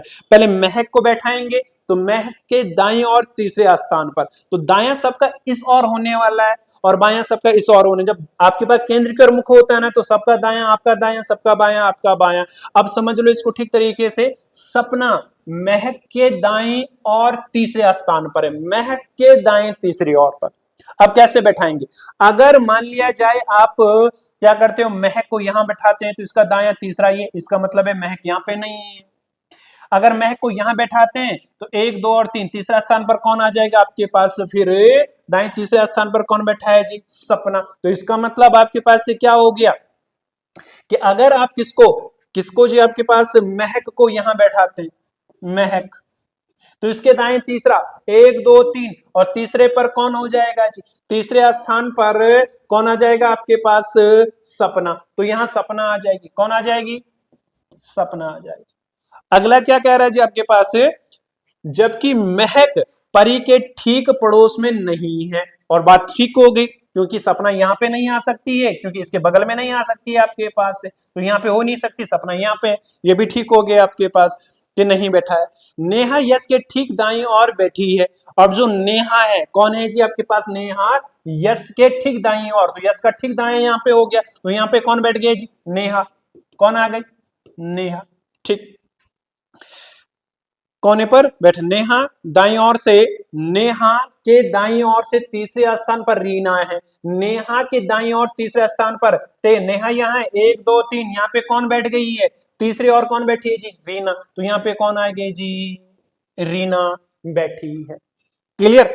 तो निम्नलिखित 4 में से 3 एक निश्चित तरीके से एक समान है, और इस निम्नलिखित प्रकार एक ग्रुप वह कौन सा है जो ग्रुप से संबंधित नहीं है। अब देख लो, पहले हमने 8 व्यक्ति बैठा लिए, यहाँ पे कौन बैठा लिए, सपना, नेहा, यश, महक, परी, खुशबू और रीना। बची कौन आपके पास इसमें से, सुरेश, कौन बच गया जी, सुरेश। तो सुरेश यहां बैठा हुआ है।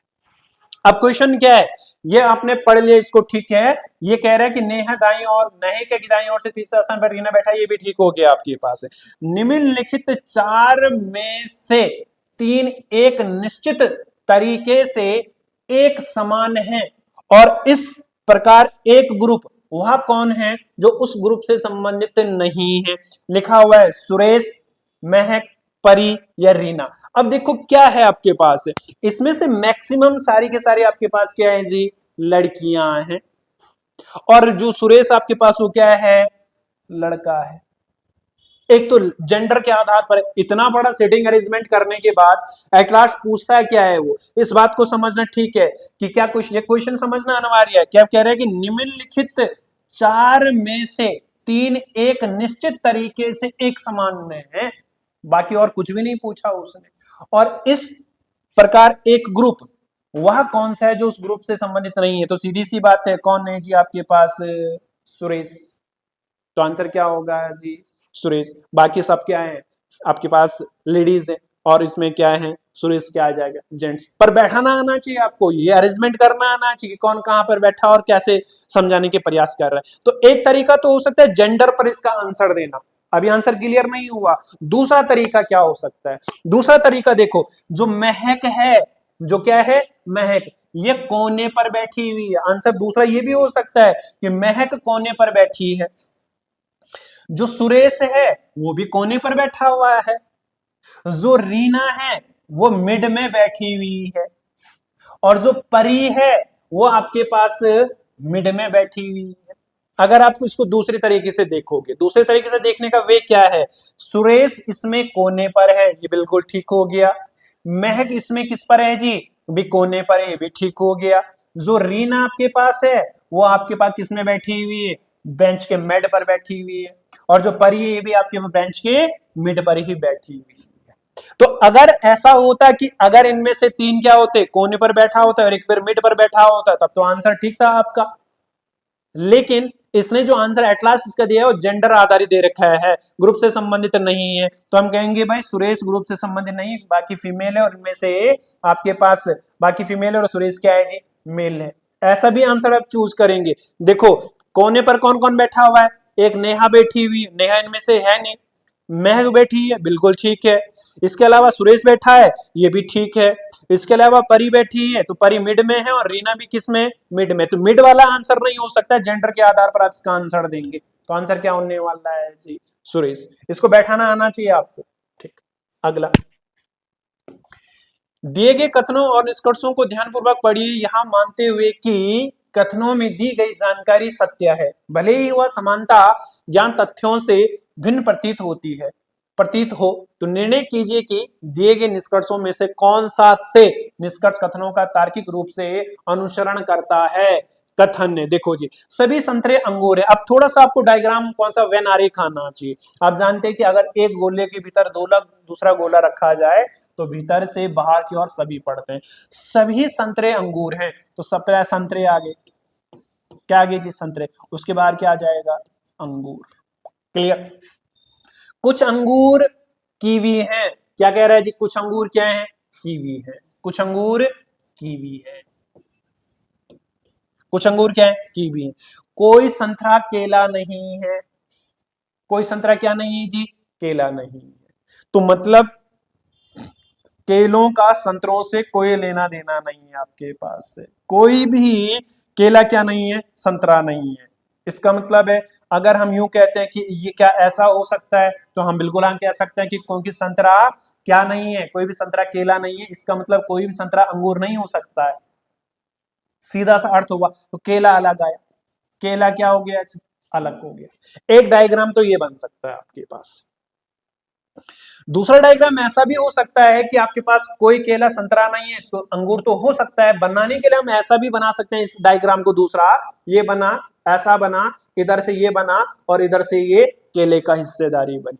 हमने उसने कहा कि कोई संतरा कोई केला अंगूर नहीं है, इसका मतलब ये थोड़ा ना हुआ कि कोई केला अंगूर भी नहीं है। हो सकता है वो ऐसा भी बना सकता है, वो ऐसा भी गेस कर सकता है आपके पास। पर अगर इसके आधार पर हम निष्कर्ष निकालें तो निष्कर्ष क्या, कोई अंगूर केला नहीं है, कोई अंगूर केला नहीं है। अभी अभी हमने बात की कि कोई केला अंगूर नहीं है, क्या ये बात सत्य है। तो आप कहेंगे कि अगर हम इसको देखते हैं, कौन से वाला, ये वाला डायग्राम देखते हैं, तो इसके आधार पर तो ये ठीक हो जाता है कि कोई केला अंगूर नहीं है। बिल्कुल सही बात है, हो सकता है ऐसा। लेकिन अगर हम इसको देखते हैं तो ये वाला कथन गलत हो जाता है कि कोई अंगूर केला है या नहीं। हम कह सकते हैं कि बस संतरा नहीं था, इसका मतलब अंगूर तो हो सकता है। तो इसके आधार पर तो ये वाला क्या हो गया, गलत हो गया। इसके आधार पर ये क्या हो गया, गलत हो गया, और इसके आधार पर ये क्या हो गया, सही हो गया। अब ध्यान रखना, अब आंसर क्या होने वाला है। दूसरा, कुछ कीवी अंगूर है, ये बिल्कुल परफेक्ट बात है कि कुछ अंगूर क्या है, कीवी है। तो सेकंड वाला प्रॉपरली अनुसरण कर रहा है, पहला वाला प्रॉपरली अनुसरण नहीं कर रहा है आपके पास। रीजन क्या है, रीजन ये है कि आपने कहा कि कुछ संतरे केले नहीं है, हमने माना कि ठीक नहीं है। इसका मतलब ये थोड़ा ना कि कुछ अंगूर केले नहीं थे, ये हो सकते हैं, इस आधार पर ये हो सकते हैं ऐसा बन जाए। तो जब संभावना इस बात की है तो हम कहेंगे पहला वाला पूर्ण रूप से अनुसरण नहीं कर रहा है। केवल कौन अनुसरण कर रहा है, सेकंड तथ्य अनुसरण कर रहा है। तो आंसर होगा केवल निष्कर्ष सेकंड अनुसरण करता है, फर्स्ट वाला अनुसरण नहीं करेगा, क्योंकि हमने कहा डायग्राम ऐसा भी बन सकता है। ठीक, अगला, निम्नलिखित में से कौन सा अक्षर संख्या समूह में दी गई श्रृंखला को तार्किक रूप से पूर्ण बनाने के लिए दिया गया।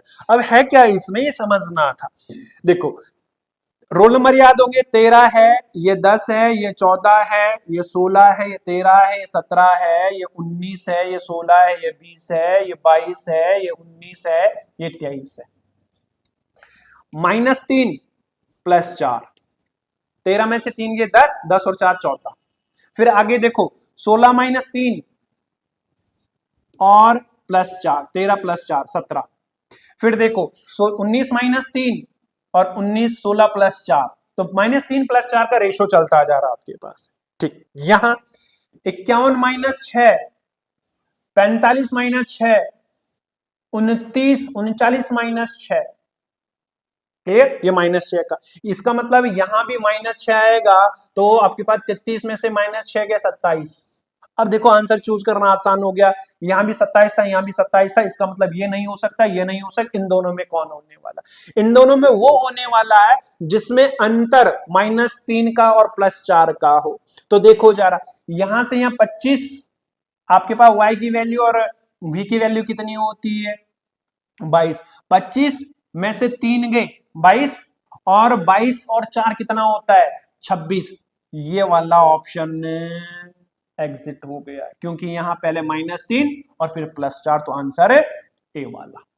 ठीक, अगला, यहां क्या लिख रहा है कि a + b का अर्थ है कि a b का पति है, a - b का अर्थ है कि a b की माता है, $, b का अर्थ है कि a b का पुत्र है, और A*B का अर्थ है कि A B की बहन है। निम्नलिखित में से किसका अर्थ है कि H P के पुत्र का पुत्र है।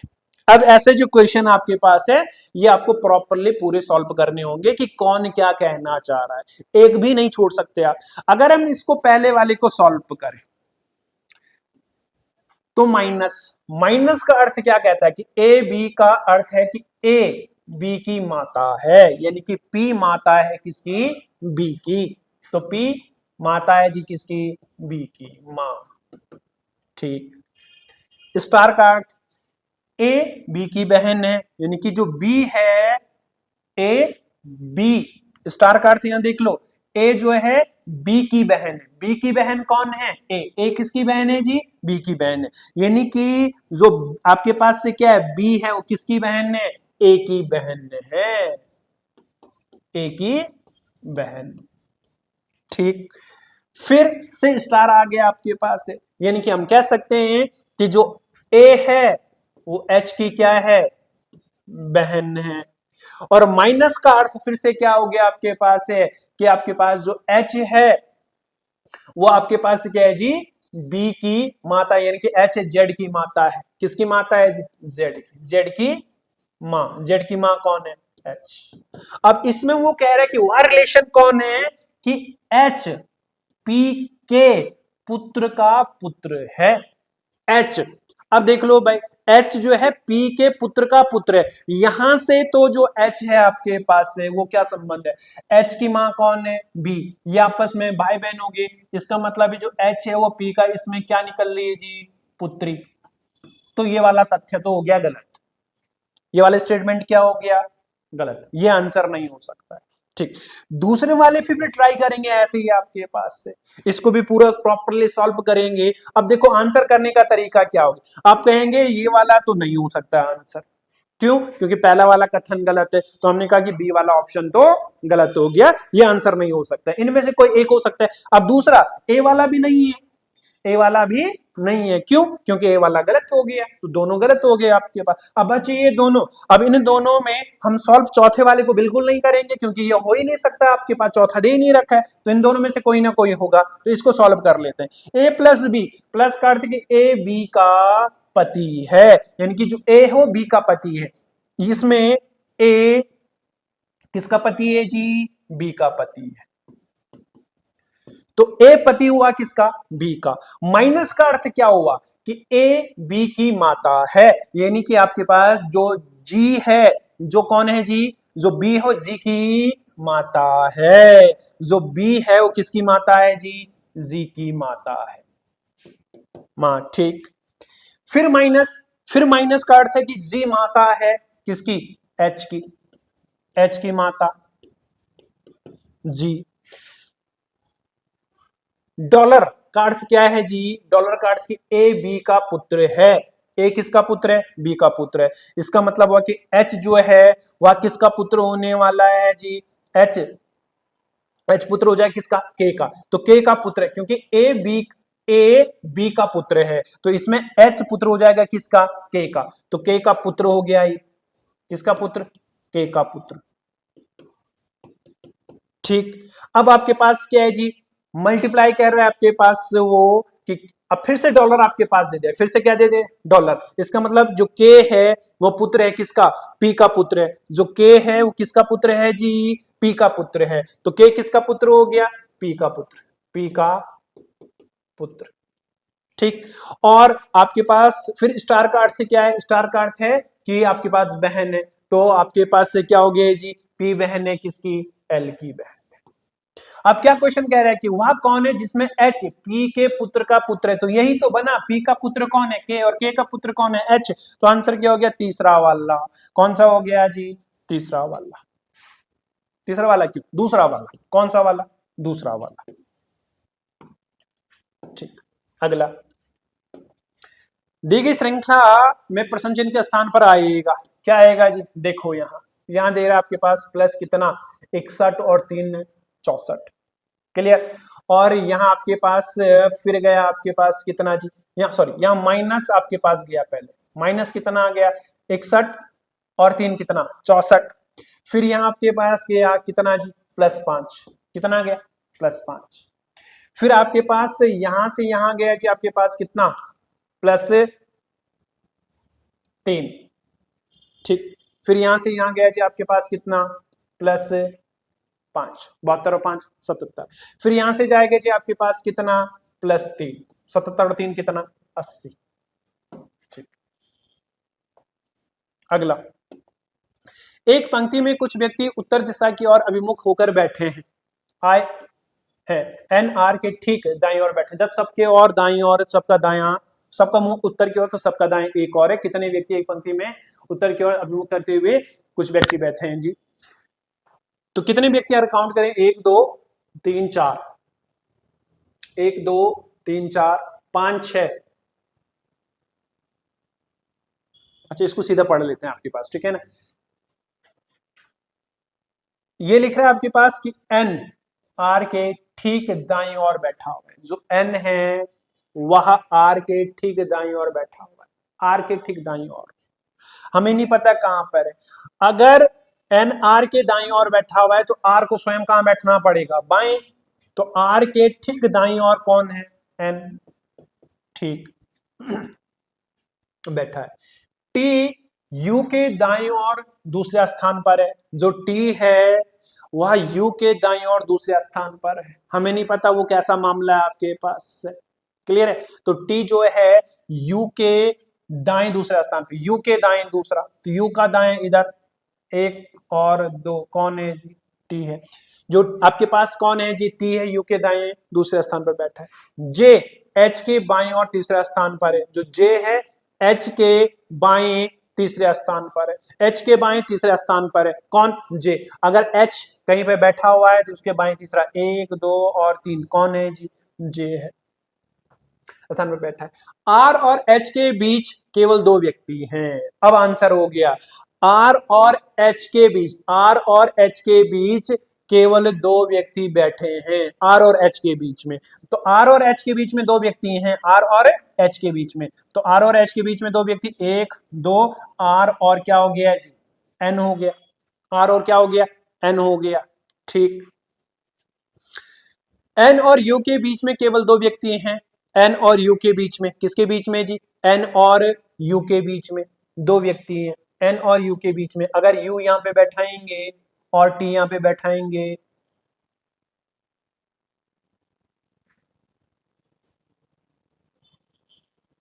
दो व्यक्ति हैं, कितने व्यक्ति, दो व्यक्ति, किसके बीच में जी, आपके पास एन और यू के बीच में। तो यू यहां पे हो गया और इसके बीच में एक और दो हो गया आपके पास। ठीक, बैठे हैं। यदि पंक्ति में कोई अन्य व्यक्ति नहीं बैठा है तो बैठे व्यक्तियों की कुल संख्या कितनी है, बैठे व्यक्तियों की कुल संख्या कितनी है। तो आपके पास बैठे व्यक्तियों की कुल संख्या 1 2 3 4 5 6 7 8, ये ऐसे ही कह रहा है आपके पास से।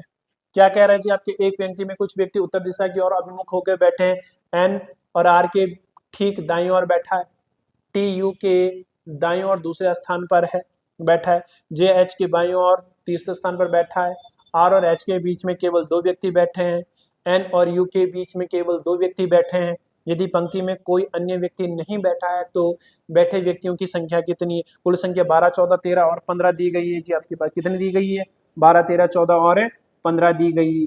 तो ठीक है, इसका आंसर होना चाहिए 13। कैसे है 13 मैं समझा देता हूं आपको, ठीक है ना, गड़बड़ नहीं होना चाहिए, गड़बड़ होगा फिर दिक्कत आ जाएगी, आप कहोगे कि आधा अधूरा हो गया है। देखो इसने नहीं पता, एक चीज तो ये समझ लो कि अगर मुंह उत्तर की ओर है तो सबका दायां एक साइड और सबका बायां एक साइड होगा। हमें नहीं पता है कि कौन कहां पे बैठा है, हमें व्यक्तियों की संख्या निकालनी है। ये कह रहा है कि एन आर के ठीक दाईं ओर बैठा हुआ है, एन जो है किसके दाईं ओर बैठा हुआ है, आर के दाईं ओर बैठा हुआ है।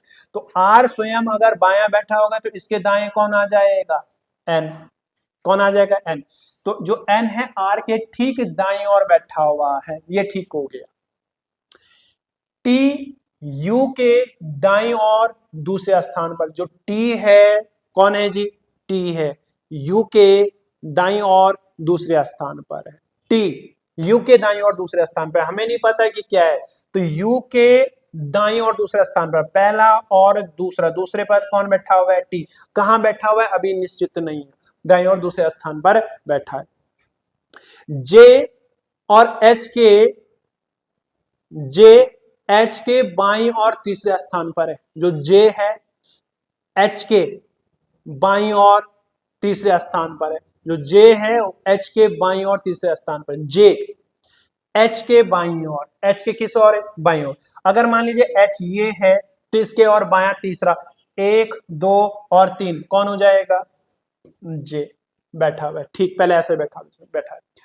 आर और एच के बीच, आर और एच के बीच केवल दो व्यक्ति बैठे हैं, आर और एच के बीच में, किसके बीच में जी, आर और एच के बीच में दो व्यक्ति बैठे हुए, आर और एच के बीच में। ठीक है, हमने कहा कि 1 2 ये मान लिया जाए। फिर आपके पास क्या है, एच है, एच के बाद कौन है, 1 2 और कौन है जी, जे है। ठीक है, दो व्यक्ति बैठे हैं। एन और यू के बीच में केवल दो व्यक्ति बैठे हैं, एन और यू, एन और यू, तो ये वाला था एन और यू, तो 1 2 यू आई टी, ठीक, दो व्यक्ति बैठे हैं, एन और यू के बीच में केवल दो व्यक्ति बैठे। यदि पंक्ति में कोई अन्य व्यक्ति नहीं बैठा है तो बैठे हुए व्यक्तियों की संख्या कितनी है। तो टोटल काउंट कर लो इसको, आपके पास 1 2 3 4 5 6 7 8 9 10 11 12 और 1 13, तो आंसर हो गया 13। कितना हो गया 13। ठीक, अगला क्वेश्चन क्या है, 0 4 8 24 64 176 कैसे होगा, अर्थमेटिक रीजनिंग का क्वेश्चन है। तो ये कैसा हुआ आपके पास, ये ऐसा इसके पास दे रहा है 0 + 4 गुणा आगे 2 बराबर कितना 8। फिर आपके पास क्या है जी, 4 + 8 गुणा आगे 2, 8 4 12, 12 दूना कितना हो गया 24। फिर क्या है जी आपके पास 8 प्लस 24 गुणा के कितना 2, तो 24 और 8 कितना हो गया जी 32, 32 दूना कितना होता है 64। ठीक, फिर आगे 64 प्लस कितना जी आपके पास 176, 64, 24 प्लस 64 होना चाहिए, 24 प्लस कितना 64 गुणा के 2, तो जोड़ लेंगे आपके पास है 6 और 4, 4 4 8, 6 और 2 8 और 1 9, 96 का 2 गुना कर देंगे आपके पास ये इतना आ गया। वैसे आप क्या करेंगे जी, वैसे आप क्या करेंगे इसमें नंबरिंग करेंगे इसको, ये हो गया, ये आपके पास कितना हो गया जी 24 8 32 64 हो गया। 64 के साथ हमने कितना जोड़ा जी 64 और कितना जोड़ा 24 जोड़ेंगे, 64 और क्या जोड़ेंगे 24, तो कितना हो जाएगा 76, और 64 और 76 जोड़ेंगे, 64 और कितना जोड़ेंगे जी 76 जोड़ेंगे, क्या जोड़ेंगे जी 64 प्लस क्या 76 गुणा के कितना 2, ये जोड़ करके कितना आ जाएगा जी 480 आ जाएगा। अब जोड़ लो इसको अगर दिक्कत है, 6 और 4 कितना हो गया 10, 7 और 6 13 और 1 कितना हो गया 14, और 1 और 1 कितना हो गया 2, 24 दोनों कितना हो गया 48, कितना हो गया 480, आंसर हो गया। अब देखो इस समीकरण को अगर देखेंगे तो आंसर क्या होने वाला है जी 24/12 हो गया। प्लस का अर्थ क्या है जी, प्लस का अर्थ है आपके पास से गुणा, गुणा कितना 12, और ये जो अर्थ है ना ये भाग है, किसको दर्शा रहा है भाग करता है माइनस, माइनस कितना 16, और प्लस का अर्थ कितना है जी गुणा का अर्थ क्या है प्लस, तो गुणा कर प्लस हो जाएगा 18, 12 से 12 कैंसिल, 24 माइनस 16 प्लस 18, 24 और 18 जोड़ेंगे तो ये हो जाएगा आपके पास 42 माइनस 16 बराबर 26, तो ये वाला इसकी इक्वेशन क्या थी। ठीक, अगला लास्ट क्वेश्चन, कूट दिया गया है, इसको सॉल्व करना है। अब ये क्या है आपके पास है कोडिंग डिकोडिंग का क्वेश्चन है, इसमें कुछ भी नहीं कर रखा उसने, अगर आप सही तरीके से देखेंगे तो पहला वाला आपके पास लास्ट में लिखा हुआ है, लास्ट वाला पहला कर दिया है, क्रॉस करते हुए लेके जा रहा है, कैसे है KINDLE, इसको यहां ले गया, इसको यहां ले गया, ठीक है वो मिल जाएगा आपके पास, तो ये वाला ये है और ये वाला इधर आपके पास, उसके बाद आया है इसका मतलब ये गया इधर गया, तो देखो जी ये E आ गया, ये K आ गया, ये इधर आ जाएगा आपके पास क्या L, इधर आ जाएगा आपके पास से क्या I, इधर आएगा आपके पास क्या D, इधर आ गया आपके पास क्या N, तो क्या लिखा हुआ उसने K, इसको लिखा हुआ ELD,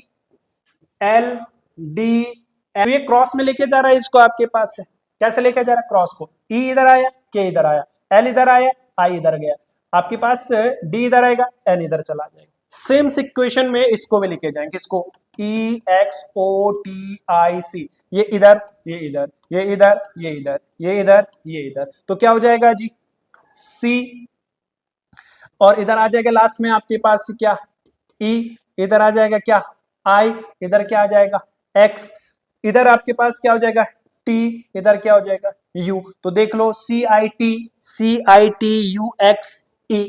तो C जिसमें आप उसके बाद क्या होगा IT, ये O है TOEX, आंसर क्या हो गया D वाला, क्रॉस मल्टीप्लिकेशन का सीरीज है कोडिंग। Thank you.